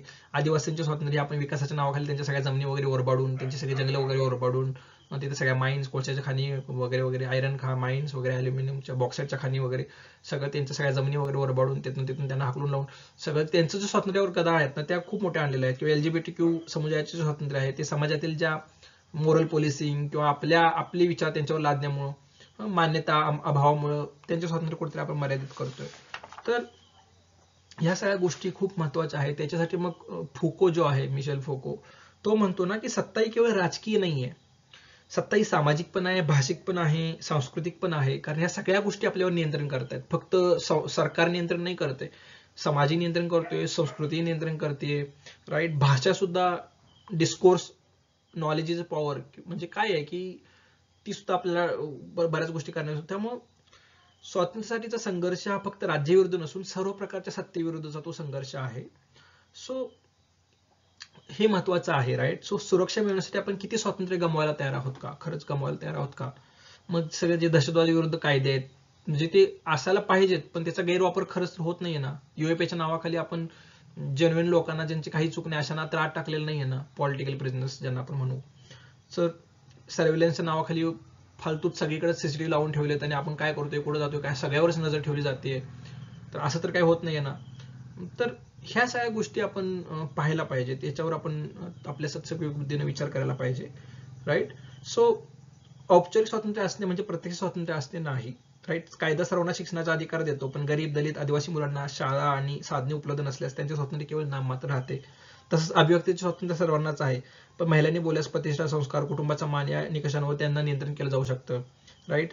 सो एलजीबीटींनाही हक्क आहेत कायद्याने, पण सामाजिक अपमान, छळ, हिंसा यांच्यामुळे त्यांचे स्वातंत्र्य कुठेतरी मर्यादित होते. सो आर्थिक विषमता दूर व्हायला पाहिजे, सामाजिक भेदभाव दूर व्हायला पाहिजे, संरक्षणात्मक जे संरचनात्मक जे अडथळे आहेत ते कुठेतरी दूर व्हायला पाहिजेत, संस्थात्मक समतोल साधला गेला पाहिजे. तर ह्या ज्यावेळी गोष्टी येणार आहेत आणि जेव्हा आपण जेएस मिलची जी सेल्फ रिगार्डिंग आणि ऑदर रिगार्डिंग ऍक्शन आहे, ऑदर रिगार्डिंग ऍक्शन मध्ये स्टेट कुठेतरी इंटरफेअर करू शकतं, पण सेल्फ रिगार्डिंग ऍक्शन मध्ये अननेसरी ज्यावेळी स्टेट इंटरफेअर करत असेल तर तिथे मात्र स्वातंत्र्य हे आपल्याला राहणार नाहीये. तर या सगळ्या अँगलनं आपण पाहिलं आणि जवळपास आपण सर्वच आत्ता गोष्टी पाहिलेल्या आहेत.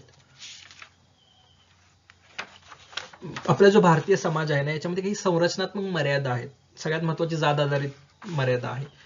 तुम्ही कुठला व्यवसाय करायचा, कुठं राहायचं, कुणाशी विवाह करायचा, कोणत्या जागेत तुम्ही जायचं, कुठं नाही जायचं, मंदिरात जायचं की नाही जायचं वगैरे वगैरे, ह्या सगळ्या गोष्टी. हे सगळे लग्न कोणाचं करायचं, काय नाही करायचं, कोणासोबत संबंध ठेवायचं, काय नाही करायचं, हे सगळी जात ठरवते. मग त्यानंतर पितृसत्ताक मर्यादा ज्या आहेत, हालचाली, तुमचं शिक्षण, तुमचे आर्थिक निर्णय. म्हणजे आता साधी गोष्ट आहे, मिडल क्लास फॅमिलीमध्ये मुलगा मुलगी दोन म्हणजे त्यांना मुलं आहेत आणि जर रिसोर्सेसची कमी असेल तर मुलाच्या शिक्षणाला प्राधान्य दिलं जातं, मुलीच्या शिक्षणाला नाही.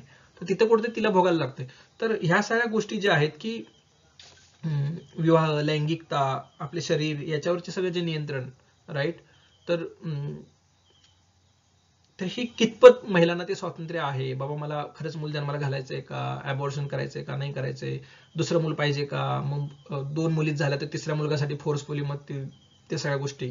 तर खरंच ते पितृसत्ताक जी काही व्यवस्था आहे, ज्या रूढी परंपरा आहेत, त्याच्यामुळे धर्म परंपरा हा पण एक मुद्दा आहे.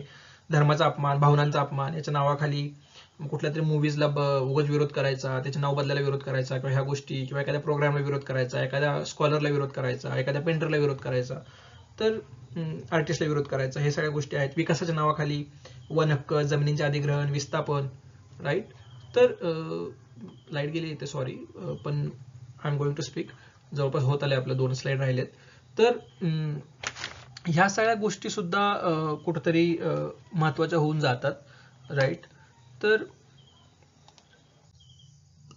हे काही मी डाटा तुमच्या पुढे मांडतो की जो काही freedom in the world index आहे, फ्रीडम हाऊसनं जो पब्लिश केलेला आहे, याच्यामध्ये इंडियाची जी रँकिंग आहे ती 100 देशांमध्ये 63 नंबरला आपण आहोत. आणि त्यांनी आपल्याला म्हटलेलं आहे पार्टली फ्री, राईट, म्हणजे पूर्णपणे फ्री आपण नाही आहोत यांच्या म्हणण्यानुसार, राईट. ह्याच्यामध्ये काही बऱ्याच क्रिटिसिझम असू शकतो, त्यांनी कोणते नियम वापरले, कशाच्या आधारे त्यांनी मूल्यमापन केलं वगैरे वगैरे, ह्या गोष्टी असू शकतात.